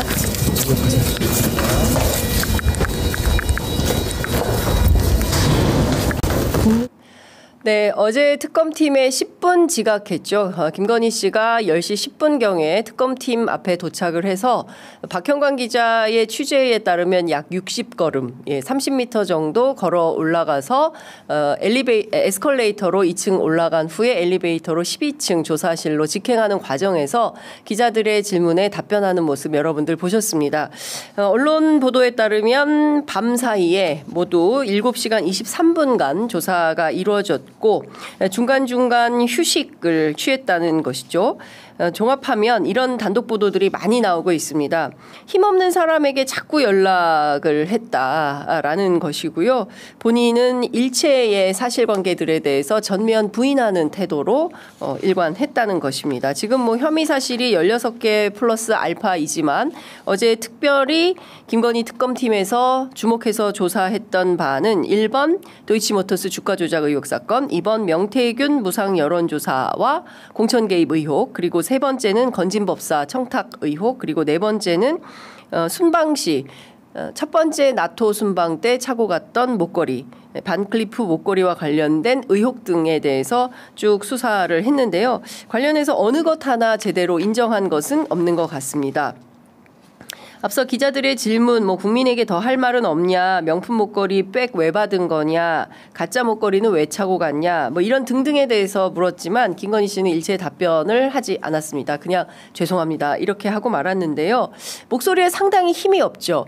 전략인 것인지는 모르겠지만 화장기 없는, 그리고 굉장히 약간 초췌해 보이는 그런 심드렁한 표정으로 국민들께 죄송하다, 아주 톤이 낮은 그런 목소리로 사과를 했습니다. 이때 비슷한 목소리가 하나 더 있습니다. 언젠지 여러분들 기억하십니까? 관련된 영상 취재 편의점이 준비했습니다. 함께 보시겠습니다. 앞서 들었던 목소리 톤과 지금 들으실 목소리 톤을 살짝 비교해 보시면서 경청하시면 좋을 것 같습니다. 잠깐 들어보도록 하겠습니다. 일과 학업을 함께하는 과정에서 제 잘못이 있었습니다. 경력을 부풀리고 잘못 적은 것도 있었습니다. 앞으로 남은 선거 기간 동안 조용히 반성하고 성찰하는 시간을 갖겠습니다. 일과 톤이 상당히 비슷하죠. 이 영상은 2021년 12월 26일 당시 국민의힘 대선 후보였던 윤석열 총장의 부인 김건희 씨가 허위 학력과 관련된 논란이 불거졌을 때 기자회견에 나섰던 모습입니다. 지금 제가 어제 김건희 씨 수사 내용과 관련해서 명태균 씨에 연결해서 전화로 연결해서 여러 가지 이슈들이 있었는데 관련된 내용을 좀 물어보려고 합니다. 직접 전화가 연결이 되어 있습니다. 자, 명 사장님, 네, 안녕하십니까? 예, 안녕하세요. 전화하셨네? 예. 아침에 저희가 어제 김건희 특검팀에서 수사한 내용이 있어서 몇 가지 좀 사실관계 여쭤보려고 지금 생방송 중에 전화 연결했습니다. 그래요? 예, 괜찮으시죠? 저는 괜찮아요. 씻고 나왔는데. 씻고 나오셨어요? 예. 네. 자, 어제 김건희 특검팀에서 7시간 23분 동안 조사받으면서 모든 사실관계를 일체 인정하지 않고 부인했다라는 것인데요. 제가 일단 하나하나 확인을 좀 해보고 싶은 것인데 1번은 나는 힘이 있는 것도 아닌데 명태균 씨와 김영선 전 의원이 연락을 너무 많이 해와서 부담스러웠다. 결국 대통령실에서 문제의식을 갖고 잘라냈다. 이런 입장을 특검팀에 밝혔다고 합니다. 그 김건희 여사가 부담스러울 만큼 전화 연락을 자주 하셨습니까? 아니 본인들이 전화 계속 해갖고 경선이고 선거 때 하고 네. 그다음에 마지막에 그 24년 2월 중순까지 김상민이 네. 밀어라 도와줘라. 예. 3일 동안 본인이 6, 7번 전화한 거 아니에요? 3일간 6번에서 7번 김건희 씨가 직접 전화했다는 거죠? 먼저. 아니 자기들이 전화하고 내가 전화하는 경우는 네. 본인들이 지시하거나 네. 부탁하거나 하는 일을 확인해서 보고할 때 내가 전화를 하지. 네. 내가 먼저 그거 뭐하러 전화를 해요? 그렇군요. 예. 당연히 김건희 여사는 그렇게 답을 할 수밖에 없겠죠. 근데 왜 자료나 이런 것들은 김건희 여사가 다 보내고 그래? 김건희 여사가 직접 명태균 사장한테 자료를 보냈습니까? 살생부도 보냈잖아요. 살생부. 네. 또 어떤 자료를 보냈습니까? 뭐 자료야 뭐 한두 가지 뭐 물어보는 게 많고 자료도 보내고. 근데 이제 기억나는 거는 이제 그 지금 시중에 나와 있는 것들은 껍데기들밖에 없어요. 그 전화기요 파일 60만 개예요. 네. 연장 게. 네. 그러면 살생부가 나와요. 그 살생부는 왜 만들어졌게 되느냐? 이준석이가 당에서 문제를 일으키고 그 다음에 거기에 이제 단초가 됐던 게 국회 부의장 선거, 경찰의 날, 정진석 뭐 이렇게 이어져요. 이야기하면 그러니까 이 사건이 단순한 사건은 아닌데요. 네. 강혜경, 김태리가 하도 거짓말한 걸 갖고 자꾸 조사 수사하니까 답이 못 올라가는 거예요. 간단해요. 김건희 여사의 책사는 누구냐? 네. 명태균이었겠죠. 김건희의 책사는 명태균이었다. 집사는 누구였겠어요? 집사는 누굽니까? 지금 집사 맨날 찾잖아요. 예. 그러니까 맨날 거짓말한 거 갖고 거기에 맞춰서 찾으니까 실마리를 못 풀어요. 그거 간단해요. 거기 집사는 한오섭 정무수석이거든요. 한오섭 정무수석이 김건희의 집사였다? 아니 걔가 그 저 이철규 연결해갖고 그래갖고 2022년 총선에 다 개입하는 거 아닙니까? 그거 보도하는데 아무도 없어요. 맨날 뭐 가짜뉴스 여론조사 조작이 여론조사는요 특검에서 아무리 해도 안 돼요. 아니 사실 자체가 근본 자체가 거짓인데 그걸 갖고 아니 여론조사에 조작을 했다 뭐 했다 강혜경이가 거기 전화비를 녹여서 지가 수익을 가져갔다고 나와요. 네.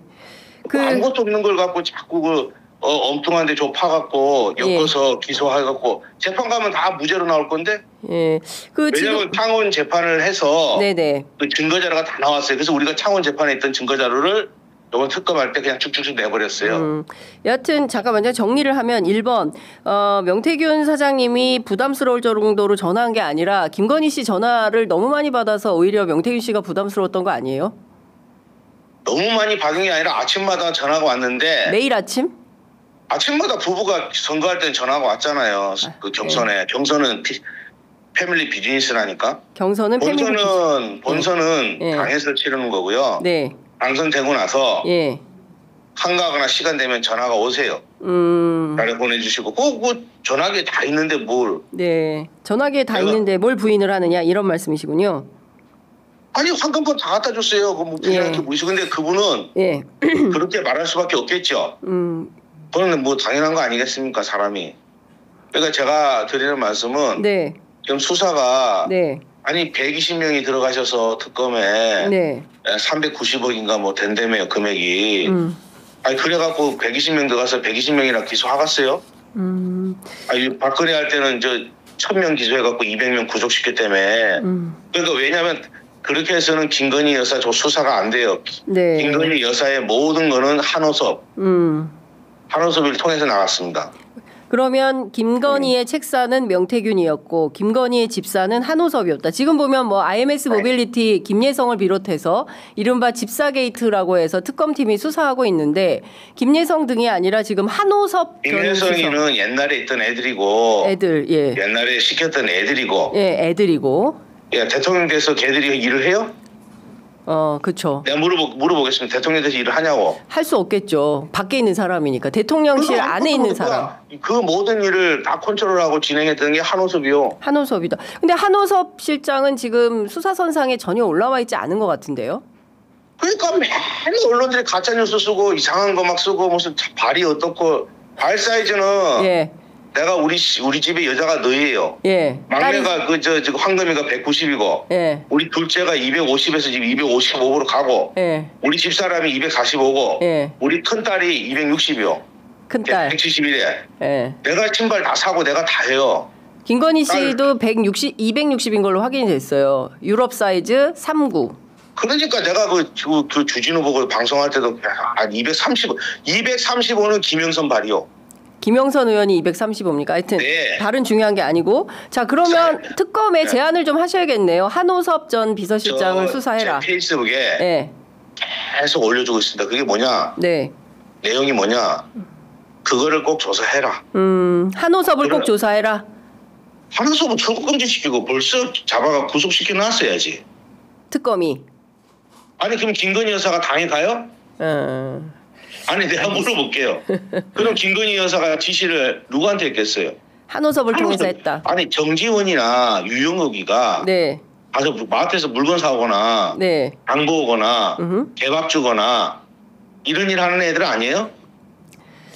그런 애들을 붙잡고 앉아갖고 무슨 조사를 해요. 한호섭을 불러다 조사를 해라. 무슨 코미디예요 코미디. 그리고 한호섭 밑에 또 하나 있어요. 누굽니까? 그건 뒤에 밝혀줄게요. 왜 뒤에 밝히세요? 지금 하시죠. 장윤선 씨 방송에 아직 출연료 협의가 안 됐다며. 우리 집사람이 출연료 많이 주라고 그러는데. 알겠습니다. 달라고. 자, 요거 하나만 마지막으로 여쭤보도록 하겠습니다. 그 여론조사는 먼저 보내주니까 내가 받은 거지 명태균 씨에게 계약서를 쓰자고 하거나 비용을 달라고 했으면 줬을 텐데 그런 대가에 대해서 얘기한 적은 전혀 없다. 맞아요. 네, 그건 팩트입니다. 왜냐하면 내가 경선 캠프나 본선이나 여론조사 거기에 관련된 사람 아무도 몰라요. 내가 그랬으면 내 자리를 그 사람들이 만들어줬겠죠. 당연히 그런 일을 했으니까. 네. 그건 내가 확인하고 싶어서 한 거예요. 맞아요. 그리고 그랬으면 아니 국민의힘에서 여의도 연구원에서 아침 저녁으로 돌리는데 내 조사가 필요합니까? 그러니까 그거는 억지로 자꾸 끼어만 그러니까 그거 백날 지도해봐야 법정 가서 나중에 무죄 나와요. 그러니까 그거는 내가 증거 자료가 다 있어요. 네. 하도 뭐 처음에 구속될 때 강혜경이 하도 거짓말 하니까 무슨 뭡도 모르고 우리는 들어가 있었는데 나와갖고 재판하니까 다 나왔으니까 그건 걱정 안 하시래요. 그거는 의미가 없습니다. 그리고 제가 말씀드리면 김건희 여사가 윤석열 대통령하고 인사권 그다음에 공천권 5대5입니다. 네네네. 그 얘기는 뭐 하신 거 들었어요. 캠프 할 때부터 너무 나는 경상도에서 커서 그런지 모르겠지만 너무 이렇게 좀 그거 하시더라고요. 그래서 내가 물어봤어요. 알겠습니다. 지금 뭐 갑자기 전화 연결한 거라서요. 그러면 지난번에 뭐 특검 나는 뭐 그냥 이틀간 특검팀 조사 받으셨지 않습니까? 네네. 그때 한호섭 정무수석 문제를 특검팀에 언급한 바 있으세요? 제가 뭐라고 그랬냐면 처음에 들어갈 때 제가 다른 거 아니 그냥 들어가면 되잖아요. 특검에. 근데 왜 강혜경이 국정감사에서 했던 거 그거를 왜 틀었을까? 그러니까 그런 얘가 가짜 한 거 이런 거 갖고 시간 특검 보내지 말라는 얘기. 특검이 얼마나 지금 시간이 딱 정해져 있습니까? 네네. 그런데 그걸 가니까 그래서 그걸 튼 거예요. 아니 지금 들어가서 특검팀에 들어가서 특검팀 들어가서 그러니까 조사 받으실 특검 때 들어가기 전에 그걸 튼 이유가 특검에서도 바깥에서 뭐 하는지 다 보고 있거든요. 네. 내 말 이해하시겠어요? 아니 무슨 얘기인지 그래도 아니 잘 생각해봐. 그걸 왜 틀었겠냐고. 특검에서 그런 이런 거 갖고 하지 말란 얘기예요. 그리고 창원지검에서 포렌식하고 다 한 거 그걸 갖고 특검에서 새로운 거 가져온 것처럼 쇼한 게 강혜경이잖아요. 그러니까 우리는 그래서 강혜경이 갖고 온 그 조사에 포렌식에 참관도 안 합니다. 알겠습니다. 원래 그 포렌식만 2달을 했어요. 그러니까 알겠습니다. 지금 무슨 말씀이신지는 잘 알겠고요. 관련해서 저희가 또 추가로 전화 또는 직접 스튜디오에 모셔서 말씀을 좀 듣도록 하겠습니다. 한호섭 전 비서실장 관련된 내용은 구체적으로 말씀을 좀 해주시면 좋은데 안 해주셔가지고. 아니 한우섭이 이야기 다 했잖아요. 김건희 여사에. 그래서 그 친구가 2024년 예, 총선 끝나자마자 사표를 쓸 수밖에 없었어요. 우선 김건희 여사가 지시했을 거 아니에요. 예. 야 10개 가져와라. 예. 공천 어떻게 해라. 그게 제대로 된 것도 있고 안 된 것도 있겠죠. 그렇겠죠. 그것 좀 여쭤볼게요. 그러니까 사표 썼겠죠. 안 된 일이 많았구나. 아니 자기처럼 힘없는 사람한테 자꾸 연락이 온다. 나는 힘없는 사람이다. 이건 어떤 연락한 게 없다니까 자꾸 그 사람들 그 연락한 게 없다.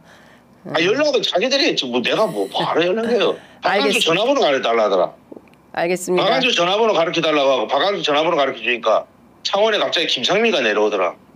박한수 저 최측근인 진정원이라는 사람이 김상미를 창원 의창에 추천인을 해서 국민의힘 당원으로 가입시키더라.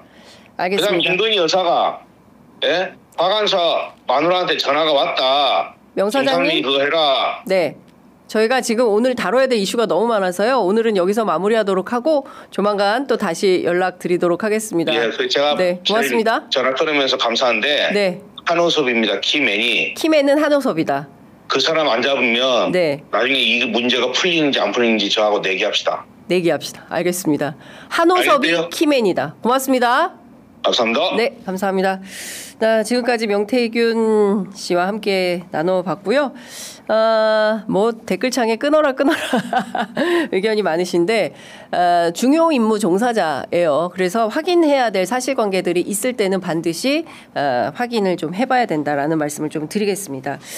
자, 방금 전에 보셨던 목소리는 굉장히 침울하고 또 경우에 따라서는 굉장히 힘이 없는 그런 목소리를 들으셨습니다. 그런데 전혀 정반대의 목소리가 있죠. 갑자기 이제 명태균 대표 전화 연결을 해가지고 흐름이 좀 끊긴 측면이 있는데 이어서 계속 들어보겠습니다. 앞서 힘없는 목소리와 지금부터 진행되는 우렁찬 그녀의 목소리 한번 들어보시겠습니다. 그 전혜택 그 새끼는 아주 진짜 아유 내가 진짜 말을 안 들어지 진짜 진짜 나쁜 놈 그 나중에 봐봐 내 말이 만약 들리면 쟤는 망하게 돼 있어. 그 쟤는 뭐 도대체 뭘 해서 돈을 벌고 다니나 그거 좀 확인 좀 한번 해봐요. 이게 그냥 위험한 사람이거든 지금. 네. 너 요즘 좀 힘이 잃지 않았나? 계속 더 난리야? 난 정대택 난 용서 안 할 거야. 밥 주고 와봐. 내가 그랬지. 어떻게 죽나 보라 그랬지. 내가 지금 가만히 있지만 얼마나 이게 진짜 사실이 왜곡되고 진짜 내가 이제 판결문 한번 보라고. 근데 안 봐잖아 판결문 한번. 정대택이가 하는 거 이만한 내가 저기 국정감사 자료 봤거든. 이 새끼 다 거짓말해. 다 지네가 주장하는 거고. 정대택 선생이 김건희 씨보다 최소한 30살은 많을 겁니다. 예, 근데 그 어른한테 저렇게 육두문자를 막 기자한테 쓴다는 것 자체가 일단 공인으로서 뭐 아무것도 아닌 사람이라고 주장하지만 그래도 이제 대통령 후보 부인인 거지 않습니까? 이제 그런 자격으로 기자하고 통화하면서 저렇게 막말을 섞는다는 것은 뭐 좀 생각하기 어렵습니다. 하나 더 들어보도록 하겠습니다. 이명수 기자가 취재를 굉장히 많이 했어요. 7시간 녹취록 가운데 들을 내용이 굉장히 많습니다. 하나 더 들어보겠습니다. 나는 인터뷰하면 안 된다니까. 나는 지금 어쨌든 후보고 하면 안 되고 내가 정권 잡은 거기는 완전히 무사하지 못할 거야 아마. 내가 정권 잡으면 하하하 아마 무사하지 못할 거야. 정말 아무것도 아닌 사람입니까? 아무것도 아닌 사람이 무슨 일을 이렇게 많이 한 겁니까? 하나 더 들어보겠습니다. 예, 주진우 기자와 대화인가요? 하나 더 들어보겠습니다. 얘네야말로 조정동의 말로 우리나라를 망치는 애들이에요. 지는 말 듣게끔 하고 뒤로 다 기업들하고 거래하고 얼마나 못된 놈들인 줄 알아? 중앙일보는 이제 삼성하고는 거래 안 하지. 삼성이 중앙일보를 싫어하니까. 그거 하나뿐이지. 아직 난 조선일보 폐간에 난 목숨 걸었어. 네, 아무것도 아닌 사람이 조선일보 폐간에 목숨 걸었다. 언론운동가도 아니지 않습니까? 왜 이랬을까요? 김건희 씨가 조선일보 폐간에 목숨 걸었다고 주장한 이후에 행간의 의미는 아직까지 확인이 좀 안 되고 있습니다. 관련돼서 수많은 기자들이 취재 중인 걸로 알고 있는데요. 어떤 건지도 확인이 좀 필요하고요. 저는 이게 사실상 결정적인 공천 개입의 단서가 아닌가 싶습니다. 시사인 단독 보도로 확인이 된 거죠. 그 얘기 좀 들어보겠습니다. 예, 사모님.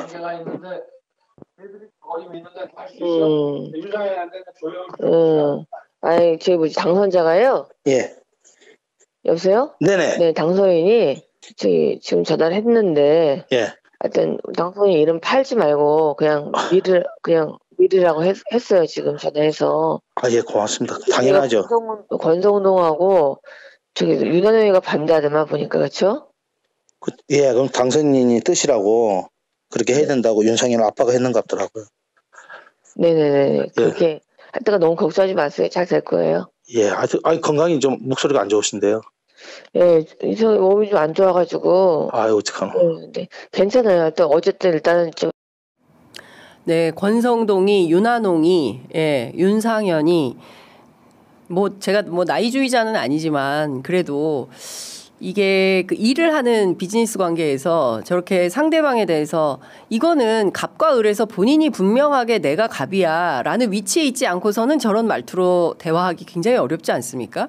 회사에서 후배한테도 저렇게 말하기 쉽지 않아요. 요새 같은 세상에는. 그런데 명태균 사장도 사실은 김건희 씨보다 연배가 위입니다. 그런데 태도를 보면 어떻습니까? 본인이 위에 있는 사람처럼 보이지 않나요? 권성동이, 윤한홍이, 예, 윤상현이 이분들은 어떤 생각이실까요? 아무리 참 저는 참 해독이 안 되는 사람이다라는 생각이 좀 들고 무엇이 김건희의 진짜 얼굴인가 싶습니다. 저걸 좀 다 한번 앞뒤를 묶어서 보도를 좀 해볼 생각인데요. 앞서 들으셨던 저 국민 여러분께 저같이 아무것도 아닌 사람이 국민 여러분들께 심려를 끼쳐드려서 죄송합니다라고 했던 그 발언과 뒤에 정대택 이땡땡땡부터 시작을 해서 나오는 적의예찬 저런 주장들을 들으면서 도대체 어떤 것이 과연 김건희의 진짜 모습인가 여러분들 많은 생각이 들 것 같습니다. 실제로 아무런 죄가 없다라는 것을 웅변하기 위한 사실상의 전술 전략 아니냐라는 얘기도 실제로 법조 전문가들 사이에서 하고 있습니다. 이런 전략이 실제로 법적 효과를 거두기는 어렵다라는 것이 법조계 중론이라고 오늘 동아일보가 보도를 했습니다. 이유는 1번 김건희 여사가 우리 다 아는 것처럼 윤석열 정권 최고 보안 등급인 A등급 비화폰을 사용했죠. 영부인님 이렇게. 그리고 검찰 조사 어떻게 받았습니까? 검사들이 휴대폰 다 뺏기고 경호처 시설에 가서 조사를 받은 건지 조사를 한 건지 알 수 없는 수준의 조사를 받은 바 있죠. 실질적으로 영부인은 사회적 영향력이 매우 크기 때문에 공무와 관련된 지위로 간주될 가능성이 매우 높다라는 것입니다. 따라서 관련해서 조만간이 아니죠. 아마 이르면 오늘 중으로 특검에서 김건희 씨에 대한 구속영장 청구한다는 소식이 전해지고 있습니다. 단독 보도로 많이 나오고 있는데요. 실제 검사 출신인 남편을 내세워서 뒤로는 온갖 권력농단을 자행한 것 아니냐. 그리고 문제가 생겨서 탈이 나면 표변해서 나는 아무것도 아닌 사람으로 포장을 한 다음에 피해 나가는 거죠. 아무런 권한이 없기 때문에 나에게도 아무런 책임이 없다. 이런 주장을 웅변하고자 한 것이 아니냐라는 비판을 하는 겁니다. 이렇게 힘없는 아주 평범한 사람인 것처럼 포장하면 태극기 성조기 꽂고 윤 어게인을 주장하는 태극기 집회 세력들은 또 한 번 김건희 씨에 대해서 저렇게 가녀린 여성이 뭘 하겠어. 저렇게 힘이 없다고 하는데 실제로 그렇잖아. 부인이 무슨 힘이 있어. 실제 권력은 남편인 대통령에게 있는데 이런 인상과 뉘앙스를 주어서 불쌍한 여인네 이런 코스프레를 하고 있는 거 아니냐. 그러나 앞서 보신 것처럼 그녀는 굉장히 막강한 권한과 권력을 가지고 양평고속도로 종점을 휘게 하고 바꾸게 한 장본인 아니겠습니까? 관련된 수사 계속 진행될 걸로 보이는데요. 저는 이 사진이 제일 상징적이라고 생각합니다. 김건희 씨가 마포대교 위에서 경찰들을 호령하는 사진, 지금 나가고 있는 저 사진인데요. 보셨죠? 예, 저런 사진을 볼 때마다 우리 국민들은 김건희의 본색이 V0였구나라는 사실을 확약하게 됩니다. 이 와중에 김건희 씨 또 거짓말 했어요. 노컷 보도에 따르면 김건희 씨가 나토 순방 때 착용했던 반클리프 목걸이는 홍콩 여행 중에 구입을 해서 어머니에게 선물한 위조품 200만 원짜리다. 왜냐하면 500만 원 이상이어야만 공직자들 재산 신고하도록 되어 있기 때문에 그거는 피해가면서 위조품이라고 주장을 하고 동시에 이것을 그러면 왜 사돈댁에 둔 것이냐라고 했을 때 이게 순방 이후에 문제가 되니까 오빠가 가지고 갔고 그 뒤로 나는 행방을 모른다라고 둘러대고 있습니다.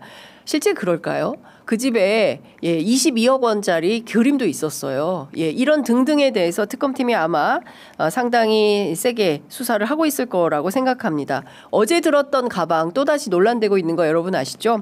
샤넬, 디올, 온갖 명품백, 심지어 리투아니아에서는 23년 7월 12일입니다. 명품 편집샵을 통째로 사실상 다 막아놓고 경호원 16명이나 대동하고 실제로 쇼핑을 즐겨서 당시 리투아니아 언론에 보도된 바도 있습니다. 제가 관련된 사진 바로 저 보도이죠. 이렇게까지 하면서 실제로 국민들 앞에 설 때는 이 여성은 늘 에코백을 들고 나옵니다. 어제도 마찬가지였습니다. 눈빠른 봉지욱 기자가 취재를 해보니까 15만 원짜리인데 실제로 사이트에서는 뭐 8만 원, 9만 원 선에서 거래가 되고 있다는 호프 써 있는 검정색 그 에코백을 들고 나왔죠. 저는 흡사 이 모습을 보면서 이런 생각이 좀 들었습니다. 국민들이 뭐라고 하든가 말든가 개사과 여러분들 기억하십니까? 파란 인도 사과를 물고 개 앞에 이 사과를 물렸던 21년 20대 대통령 후보 시절의 태도와 무엇이 다른가라는 생각이 좀 듭니다. 김건희 씨는 지금 8개월이 넘도록 우리 국민과 국가가 본인들의 악행 때문에 그야말로 아수라장 난장판이 된 이 상황에도 그 어떤 책임감도 느끼지 않은 채 나는 아무것도 아닌 사람이야. 고로 나는 아무런 책임도 없어. 라는 온 국민을 상대로 여전히 조롱하고 있는 것이 아닌가라는 생각이 좀 듭니다. 실제 이 취재를 하는 내내 소름이 돋아서 말이죠. 견딜 수가 없는 지경이었다라는 생각이 좀 들었습니다. 애청자 여러분께서는 어떻게 생각하십니까? 지금 9시 지나고 있어서 오늘 뉴스 퀵 배송은 여기까지 해야 될 것 같습니다. 잠시 후에 이어지는 방송 순서를 통해서 내란숙의 윤석열 제2차 체포영장 집행 과정과 관련된 서울구치소 소식 여러분들께 날 것 그대로 실시간으로 보도해드리도록 하겠습니다. 잠시만 광고 보시고요. 다음 코너로 이동해서 뵙도록 하겠습니다. 네, 8월 8일 장윤선의 취재 편의점 시작하겠습니다. 여러분들 오늘 아침 저녁 공기가 좀 어떻게 달라진 느낌 안 받으십니까? 저는 어제 저녁 대통령실에서 퇴근한 시간이 저녁 한 8시 40분 정도 되는 것 같은데요. 굉장히 더울 거라고 생각을 했는데 갑자기 마주친 바람이 온도가 확 달라졌다 느낌이 좀 들었습니다. 입추가 지나서 그런지 이제 곧 가을이 오지 않을까 설레는 마음으로 기다려봅니다. 이제 그만 더워도 되겠다라는 생각이 좀 드는데요. 대낮에는 진짜 너무 뜨거워서 전쟁기념관에서 대통령실 올라가는 그 언덕길이 매우 덥다. 양산 없이는 불가하다. 저희 최근에 출입 시작한 기자들 이상호 선배 저 모두 양산을 구입했다라는 말씀을 좀 드리겠습니다. 오늘도 상당히 많은 뉴스들이 쏟아지고 있지요. 관련해서 하나하나 꼼꼼히 특히 내란숙의 윤석열 내외 부부의 진상과 관련해서 저희가 하나하나 소개를 좀 드리도록 하겠습니다. 자, 첫 번째 저희가 꼽은 것은 속옷 저항에 이어서 이번엔 의자 난동 부린 윤석열 관련해서 여러 가지 백태들을 좀 모아봤습니다.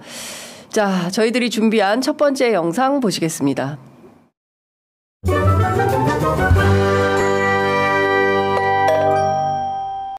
사람이 우리 한국 국민도 없지만은 세계 사람들도 없기 때문에 소위 반스 저항에 대해서는 세계 언론이 다 타픽으로 보도하고 있잖아요. 이건 우리가 저런 족속 인간을 대통령으로 뽑았던 또 지난 3년이 한없이 부끄러운 거예요. 그러니까요. 진짜 지난 3년이 한없이 부끄럽다. 라는 생각이 좀 드는 겁니다. 대통령에 당선이 돼서 지난 3년간 12.3 비상계엄에 이르기까지 그리고 헌법재판소에서 입만 열면 거짓말로 일관했던 그의 태도를 보아할 때 어떻게 우리가 이런 사람을 대통령이라고 뽑아놓았던 것인가. 민주주의도 자성을 해야 되겠다라는 생각마저 드는 아침인데요. 잘 아시는 것처럼 내란 속의 윤석열 어제 2차 서울구치소 체포영장 집행이 무산됐습니다. 첫 번째 때는 여러분 다 아시는 것처럼 수의를 벗은 채로 바닥에 누워 완강히 거부해서 집행을 할 수가 없었는데요. 이번에는 의자에 앉아서 차에 타지 않으려고 완강히 좀 버티다가 또 무산된 이런 상황인 것 같습니다. 관련해서 그 윤석열 측 변호인단이 체포영장 집행 무산된 것 관련해서 긴급 기자회견을 하면서 당시 상황을 상세히 전달했는데요. 관련된 내용도 함께 보시겠습니다. 그 과정에서 완강하게 거부를 하시니까 다시 한번 앉아있는 의자 통째, 의자를 들고 그 의자에 앉아있는 대통령님을 같이 들어가지고 같이 또 옮기려고 했습니다. 그 과정에서 의자가 뒤로 확 빼졌고 대통령이 땅바닥에 철석 바닥에 떨어지는 그런 사태까지 발생을 했습니다. 또 팔을 너무나 세게 잡아당겨가지고 팔이 빠질 것 같다고 좀 제발 좀 놔달라고 부탁을 해서 겨우 강제력에서 조금씩 벗어났습니다. 예. 끝나자마자 바로 나서서 서울고검에 가서 윤석열의 변호인단인 송진호 변호사가 이제 저런 주장을 한 것입니다. 관련해서 통증을 호소해서 의무실로 바로 직행을 했다는 것이죠. 의무실에서 법무부가 실제로 입장을 발표한 바에 따르면 건강상의 큰 이상은 없다라는 게 확인이 됐습니다. 물론 윤석열 측 변호인단은 뭐 팔이 빠질 것 같다, 뭐 갑자기 의자에서 바닥에 이렇게 탁 떨어지는 이런 사태, 본인들 표현에 따르면 사태까지 벌어졌다 이런 주장을 하고 있는데요. 다 떠나서 두 번째 오죽하면 체포영장을 법원으로부터 특검팀이 발부를 받았겠습니까? 끊임없이 조사에 불응하고 재판에도 불출석하고 이번 주까지 이제 직위원 재판부가 법정 휴정 기간에 따라서 재판이 없는데 뭐 다음 주에 재판 기일에 출석을 할지 그것도 아직은 미지수다라는 생각이 좀 듭니다. 박지원 의원 처음에 소개드린 것처럼 처음에는 저렇게 속옷난동을 부리다가 이번에는 의자에 앉은 채로 버텨서 움직이지 않으려고 막 그랬던 건지 그러니까 의자를 통째로 들어서 차에 태우려고 했던 거 아닌가라는 생각이 좀 드는데 그 의자가 나무 의자가 아니라 바퀴가 달려있는 의자였다. 그러니까 아무래도 좀 이동이 편리하다 보니까 뭐 미끄러져서 바닥에 쿵 떨어졌을 수도 있지 않겠습니까? 나 안 탈 거야. 뭐 왜 이래 이러니까 의자를 통째로 들어서 옮기려는 과정에서 의자 밑으로 쿵 빠진 게 아닌가라는 생각이 좀 들기도 하는데 문제는 법무부 서울구치소 의무실에 따르면 건강에 아무런 이상이 없다라는 겁니다. 이 정도 되면 수사에 협조를 하는 것이 전직 검찰총장이자 또한 전직 대통령의 기본적인 태도여야 하는 거 아닌가라는 생각이 좀 드는데요. 기본적인 상식의 범주에서 벗어나는 행태를 보이고 있어서 어느 선까지 이해하고 인간의 상식선에서 이 사람을 받아들여야 하나라는 생각이 좀 듭니다. 관련해서 중앙일보에 윤석열 변호인단이 전한 구체적인 사실이 있습니다. 아까 말씀드린 대로 의자에 앉은 채로 버티며 움직이지 않으려고 했기 때문에 바퀴 달린 의자를 밀어서 옮기려고 했다. 이제 이런 얘기까지 나오는 것입니다. 다 떠나서 어떻게 이런 주장을 하는 것인지와 관련해서 특검팀도 관련된 입장을 밝힌 바가 있는데요. 특검팀은 변호인단이 오전 8시쯤 사랑방, 그러니까 휴게 공간에서 마주쳤고 변호인단은 특검 측의 동행을 우리도 들어가겠다라고 했지만 변호인단은 안에 들어갈 수가 없는 것이죠. 그래서 특검팀이 거절을 했고 그리고 윤석열 측 변호인단에 따르면 수의를 입은 내란 속의 윤석열 피고인이 구치소 내 별도 건물에 있는 출정 과장실로 이동하는 과정에서 특검 측이 주차돼 있는 차 안에 윤석열을 태우려고 하다가 이런 일이 벌어졌다. 이렇게 해석이 가능한 것 같습니다. 중요한 포인트는 뭐라고 생각하십니까? 시청자 여러분. 저는 여전히 내란 속의 윤석열은 법 위에 군림하려고 하는 것이다. 나는 헌법을 무시해라는 것을 보여주는 작태가 아닌가 싶습니다. 무조건 반복되는 체포영장 집행을 불응하는 것이 바로 그것을 보여주는 게 아닌가라는 생각이 좀 들고요. 법질서에 따라서 누구나 사실 구속된 피의자가 특검 또는 검찰이 조사에 응해달라고 요구할 때 응하지 않는 경우는 거의 없다는 거 아니겠습니까? 그런데 내란숙의 윤석열 물론 본인이 자기 부재에 대해서 응당하게 묵비권을 행사할 수도 있고 그렇습니다. 그러나 수사에 불응할 권리는 없는 거 아니냐라는 논리도 있는 것입니다. 물론 나는 수사도 거부하고 재판도 거부하고 무조건 나의 무죄를 주장할 거야.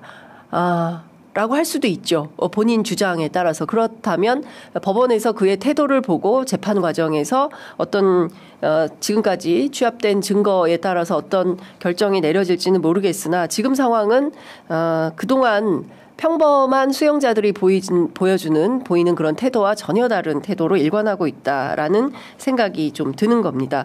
관련해서 어제 더불어민주당 3대 특검 종합대응 특별위원회 위원들이 기자회견을 열었습니다. 어떤 내용의 기자회견인지 여러분들 함께 영상으로 만나보시겠습니다. 지난 1일 김건희 특검의 체포영장 집행은 공권력의 정당한 행사였음에도 윤석열은 수의를 벗고 팬티 차림으로 드러누워 체포영장 집행에 완강히 저항했습니다.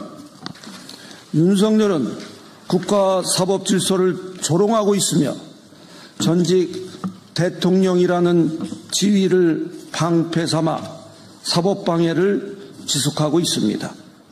윤석열의 반복된 체포 집행 불응은 결백한 자의 태도가 아닙니다.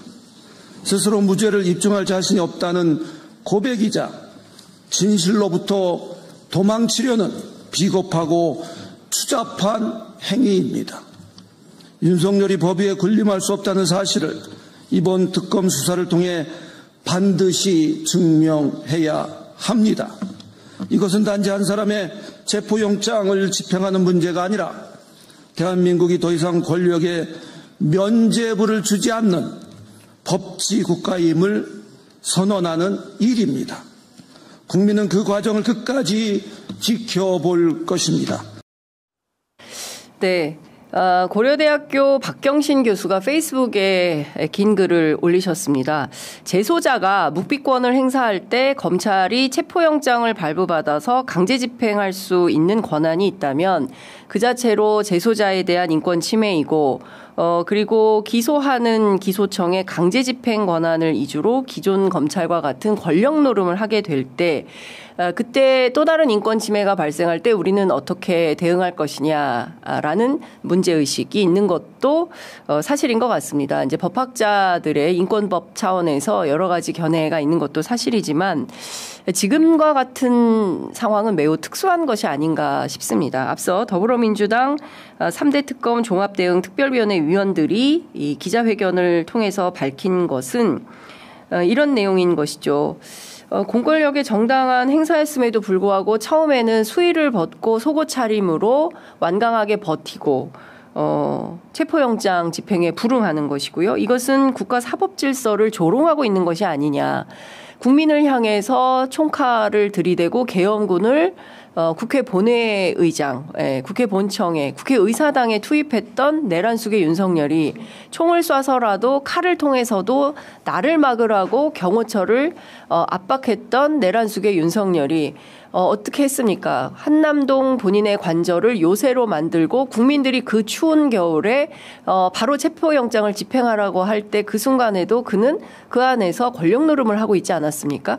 아주 특수한 그리고 그동안 역대급으로 단 한 번도 풀어준 적이 없는데 시간으로 계산해서 내란숙의 윤석열에 대해서만큼은 지규현 재판사가 시간으로 계산해서 구속 취소 결정을 내리고 심우정 검찰총장은 즉시 항고를 포기함으로 인해서 그를 자유인으로 만들어버린 이 사법 행정 작태에 대해서 우리 국민들은 도저히 이 특수한 상황을 특수하게 취급해야지 일반론으로 다룰 수는 없는 거 아니냐라는 국민적 공분이 있는 것도 사실인 것 같습니다. 윤석열이 더 이상 법 위에 군림할 수 없다는 사실을 이번 특검 수사를 통해 반드시 증명해야 한다라는 더불어민주당 3대 특검 종합대응 특별위원회 위원들의 주장이 국민들의 일반적인 정서, 주장과 부합하는 것이 아닌가라는 생각이 좀 듭니다. 단지 한 사람의 체포영장을 집행하는 문제 이 차원을 넘어서서 대한민국이 더 이상 권력의 면죄부를 주지 않는 법치 국가임을 선언하는 일이다라는 이 주장, 특히 국민은 이 과정을 끝까지 지켜볼 것이다라는 주장에 저는 상당히 힘이 실린다, 그런 생각이 좀 듭니다. 이런 생각을 하게 되는 이유는요, 윤석열 집권 초반부터 지난 3년간 이어졌던 수많은 기이한 행각들이 국민들을 저 사람이 집권한 국정 운영을 어떻게 이해하고 납득해야 되는가. 박지원 의원이 얘기한 것처럼 지난 3년이 한없이 부끄럽다라고 주장한 것과 일맥상통한 것입니다. 사실 우리 국민들, 저는 윤석열에게 속은 거 아닌가 싶습니다. 예, 저는 사람에게 충성하지 않습니다라는 국회 상임위, 국회 법사위의 발언 하나로 일약 스타덤에 오른 국민검사 스타검사가 되어서 마치 본인이 하는 수사는 상당한 정당성이 있는 것이고 본인을 향한 법의 칼날은 모두 다 문제가 있는 것처럼 만드는 이 작태가 매우 심각한 문제 있는 태도다라는 생각이 좀 드는 것인데요. 이런 생각이 좀 듭니다. 그동안 윤석열이 재벌들 몰고 다니면서 떡볶이 먹고, 그죠? 기자단 앞에 세워놓고 계란말이 김치찌개 주면서 실제로 기자회견은 하지 않는 이런 작태들에 대해서 여러분들 어떻게 생각하십니까? 그가 벌인 작태 가운데 두 가지 영상 함께 보시면서 과연 윤석열의 이런 황당무계한 행동에 대해서 우리 한국 사회는 그 질문에 당당한가 한번 생각을 해볼 필요가 있을 것 같습니다. 함께 보시겠습니다. 자, 이거 하나 잡아. 자, 우리 수리장도 하나 잡으시고, 그래, 우리 이장도 하나 잡고. 잘 먹겠습니다.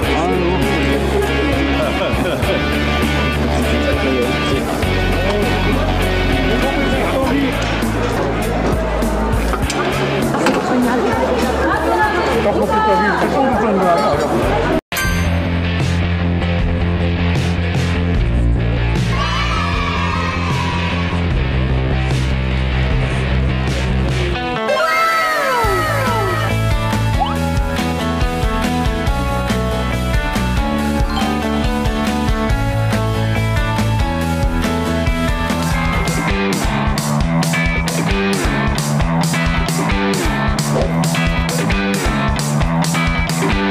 그래요. 하여튼 고맙고, 여러분들 오늘 뭐 날씨도 좋은데 저녁 시간을 좀 이제 긴장 좀 풀고 편안하게 같이 담소도 하고 즐겨주시기 바라겠습니다.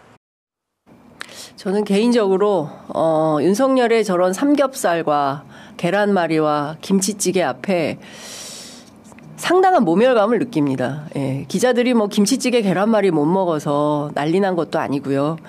국민들이 물어야 할 질문들, 그것을 대신해서 질문하는 것이 바로 기자들의 역할인데, 김치찌개 계란말이 앞에, 그리고 해외 연수 여러분들 몇 명이나 갑니까? 요새 그 세 자리로 늘려드리겠습니다. 와! 라고 환호성. 제가 늘 말씀드렸는데 정말 자괴감이 듭니다. 언론은 사회 공기 아니겠습니까? 예, 그리고 윤석열의 잘못된 국정 운영에 대해서 의표를 찌르는 질문들을 가감없이 던지면서 한국 사회 개혁을 위해서 단 한 발이라도 진일보 할 수 있도록 돕는 게 바로 언론인들의 역할인데, 저런 태도가 과연 옳은 것이냐. 재벌들도 마찬가지입니다.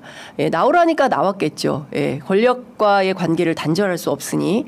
예, 저기서 저렇게 떡볶이 같이 먹으면서 결국 얻어낸 것은 무엇입니까? 예, 부산 X표 29표 아니겠습니까? 그런 부끄러운 자화상이 그냥 윤석열의 권력 노름에 재벌도, 그렇죠, 재계도 언론도 똑같이 춤춘 결과 우리는 12.3 비상계엄을 맞이한 것이 아닌가라는 생각이 좀 듭니다. 특히 취재 편의점은 눈 똑바로 뜨고 권력 감시 반드시 제대로 하겠다라는 말씀을 좀 드리겠습니다. 자, 두 번째 저희가 꼽은 영상 만나보겠습니다. 그 전에 꼽은 내용이 있는데요. 두 번째 이슈 어떤 건지 잠깐 애니메이션 먼저 보고 이어가겠습니다.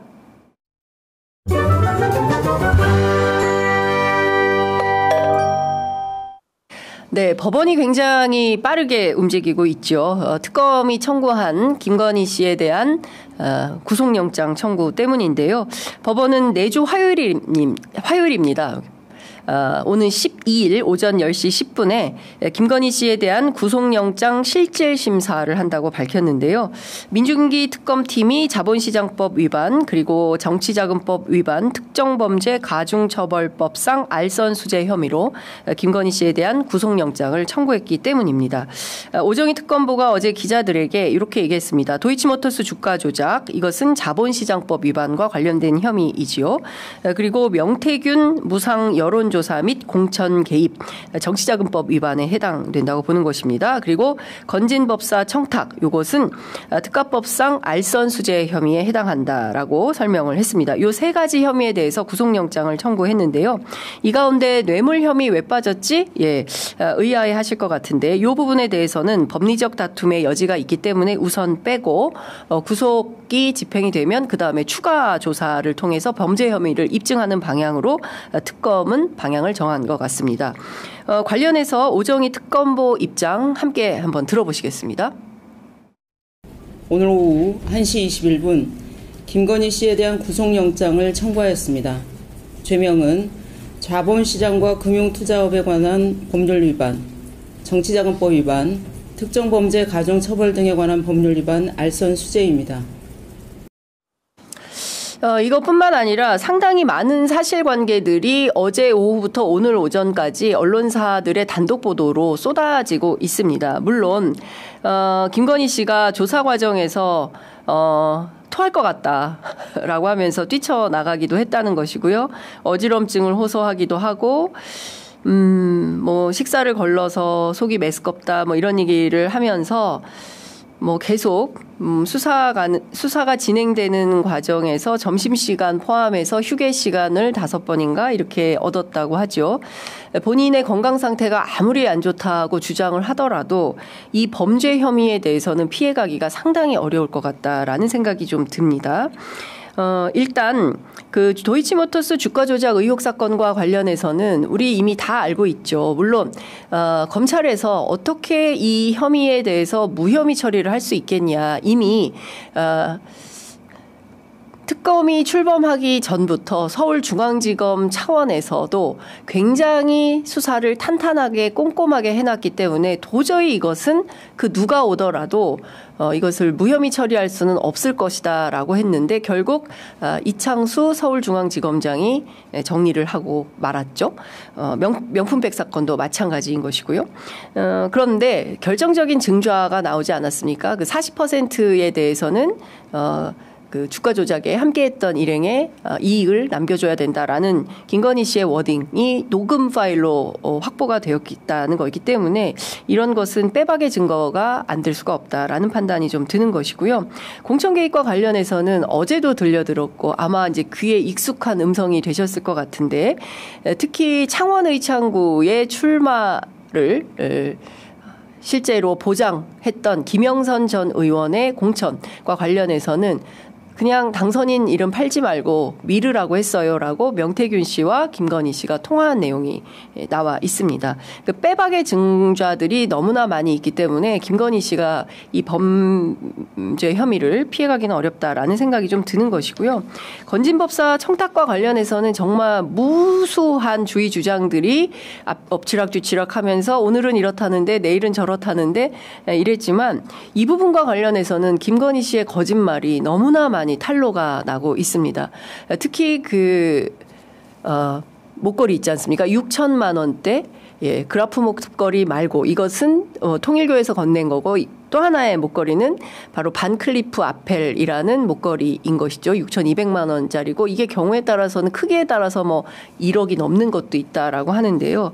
본인은 처음에 2022년 첫 번째 스페인 순방 당시에서 목걸이가 논란이 됐을 때 왜냐하면 500만 원 이상의 그 뭐 목걸이 뭐 이런 귀금속에 대해서는 반드시 신고하도록 되어 있는데 이 관련된 신고 목록이 없어서 당시 단독 보도했던 언론사들이 그 목걸이 어디서 난 거냐라고 물었을 때 지인에게 빌렸다. 당시에는 첫 번째는 스페인에 있는 지인에게 빌렸다라고 했었죠. 스페인에 무슨 지인이 있지? 누구지? 라고 물었을 때 어떻게 입장이 바뀌었냐면요. 국내에 있는 지인에게 빌렸다라고 바뀌었어요. 그리고 목걸이 말고 고가의 브로치들도 있는데 이것은 뭐냐라고 하니까 그거 고가 아니고 소상공인에게 구매했다라고 대통령실이 입장을 밝힌 바 있습니다. 그때 김건희 씨는 아무런 얘기도 하지 않았습니다. 그 이후에 어떻게 됐습니까? 그 목걸이를 찾아서 그야말로 특검이 추적에 나섰을 때 마지막에 확보한 것이 그 사돈댁 오빠의 김건희 씨 오빠 김진우 씨의 부인의 그러니까 장모님 댁이라고 할 수 있죠. 장모님 댁에 가방 안에 그 목걸이가 있었는데 그 모조품이다라고 했다가 그리고 최근에는 어제 그제에는 어떤 얘기가 나왔습니까? 15년 전 2004년에서 2007년 사이에 홍콩에서 어머니에게 선물하려고 200만 원짜리 모조품을 구매해서 엄마에게 주었다가 어떤 일이 있을 때마다 빌렸었는데 그게 바로 반클리프 아펠 그 모조품 목걸이다라고 주장을 했습니다. 그런데 특검팀이 다시 사실관계를 확인했더니 반클리프 쪽에서 한 얘기는 그것은 2015년 모델이다라고 얘기를 한 거죠. 김건희 씨 주장이 맞으려면 이 모조품을 보고 반클리프라는 회사에서 새 제품을 2015년에 출시한 거다라는 얘기가 되어야 하는데 여러분들 납득되십니까? 이제 거짓말이 계속 더 큰 거짓말을 낳고 있는 것이죠. 예, 무슨 피노키오 증후군도 아니고요. 거짓말을 할수록 코가 계속 길어지는 이런 상황이 아닌가 싶은 정도로 김건희 씨가 이 귀금속과 관련해서는 끊임없는 거짓말을 하고 있다. 이것만 하더라도 증거인멸의 혐의가 충분히 입증되는 상황이 아닌가 싶습니다. 관련해서 중앙일보가 또 다른 내용을 확인하기도 했는데요.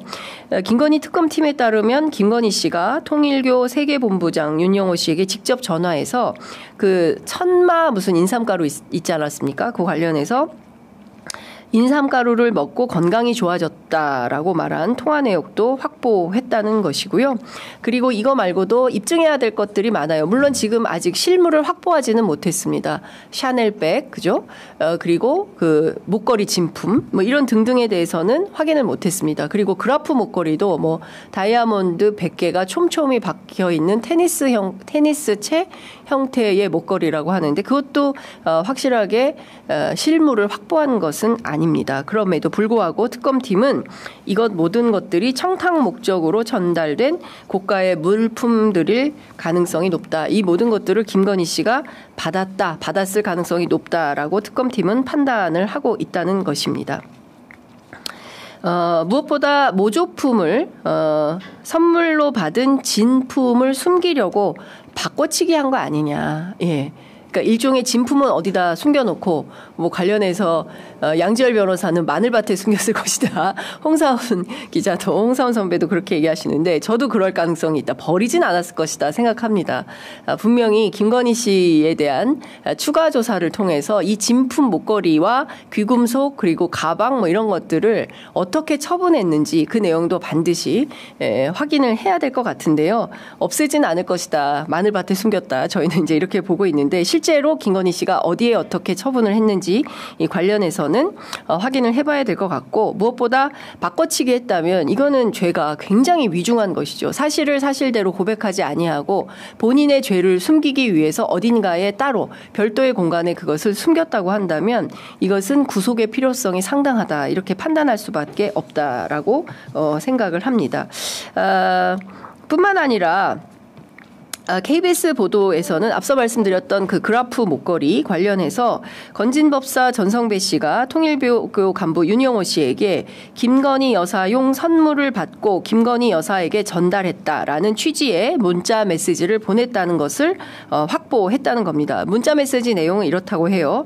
부탁받은 물건 여사에게 잘 전달했다. 여사가 목걸이를 받고 큰 거라서 놀라워했다. 라는 취지라는 것입니다. 그동안 건진법사 전성배 씨가 관련해서 일체 사실관계를 확인해주지 않았습니다. 첫 번째 샤넬백 잃어버렸어요. 몰라요. 목걸이 모릅니다. 잃어버렸어요. 라고 주장을 했는데 나중에 물론 그 윤영호 씨가 다시 목걸이 그거 돌려달라라고 주장을 했다고는 하지만 그 후에 어떻게 된 것인지에 대해서는 지금 오리무중인 상황인 것입니다. 그런데 이번 KBS 보도로 다시 한번 실제 전성배가 통일교 윤모 간부에게 김건희에게 전달했다. 부탁받은 물건 여사에게 전달했다. 목걸이를 받고 여사가 목걸이를 받고 큰 거라서 놀라워했다. 다이아가 큰 거라서 놀라워했다. 도대체 얼마나 큰 걸 받았길래 김건희 씨가 이렇게 놀라워했다는 걸까요?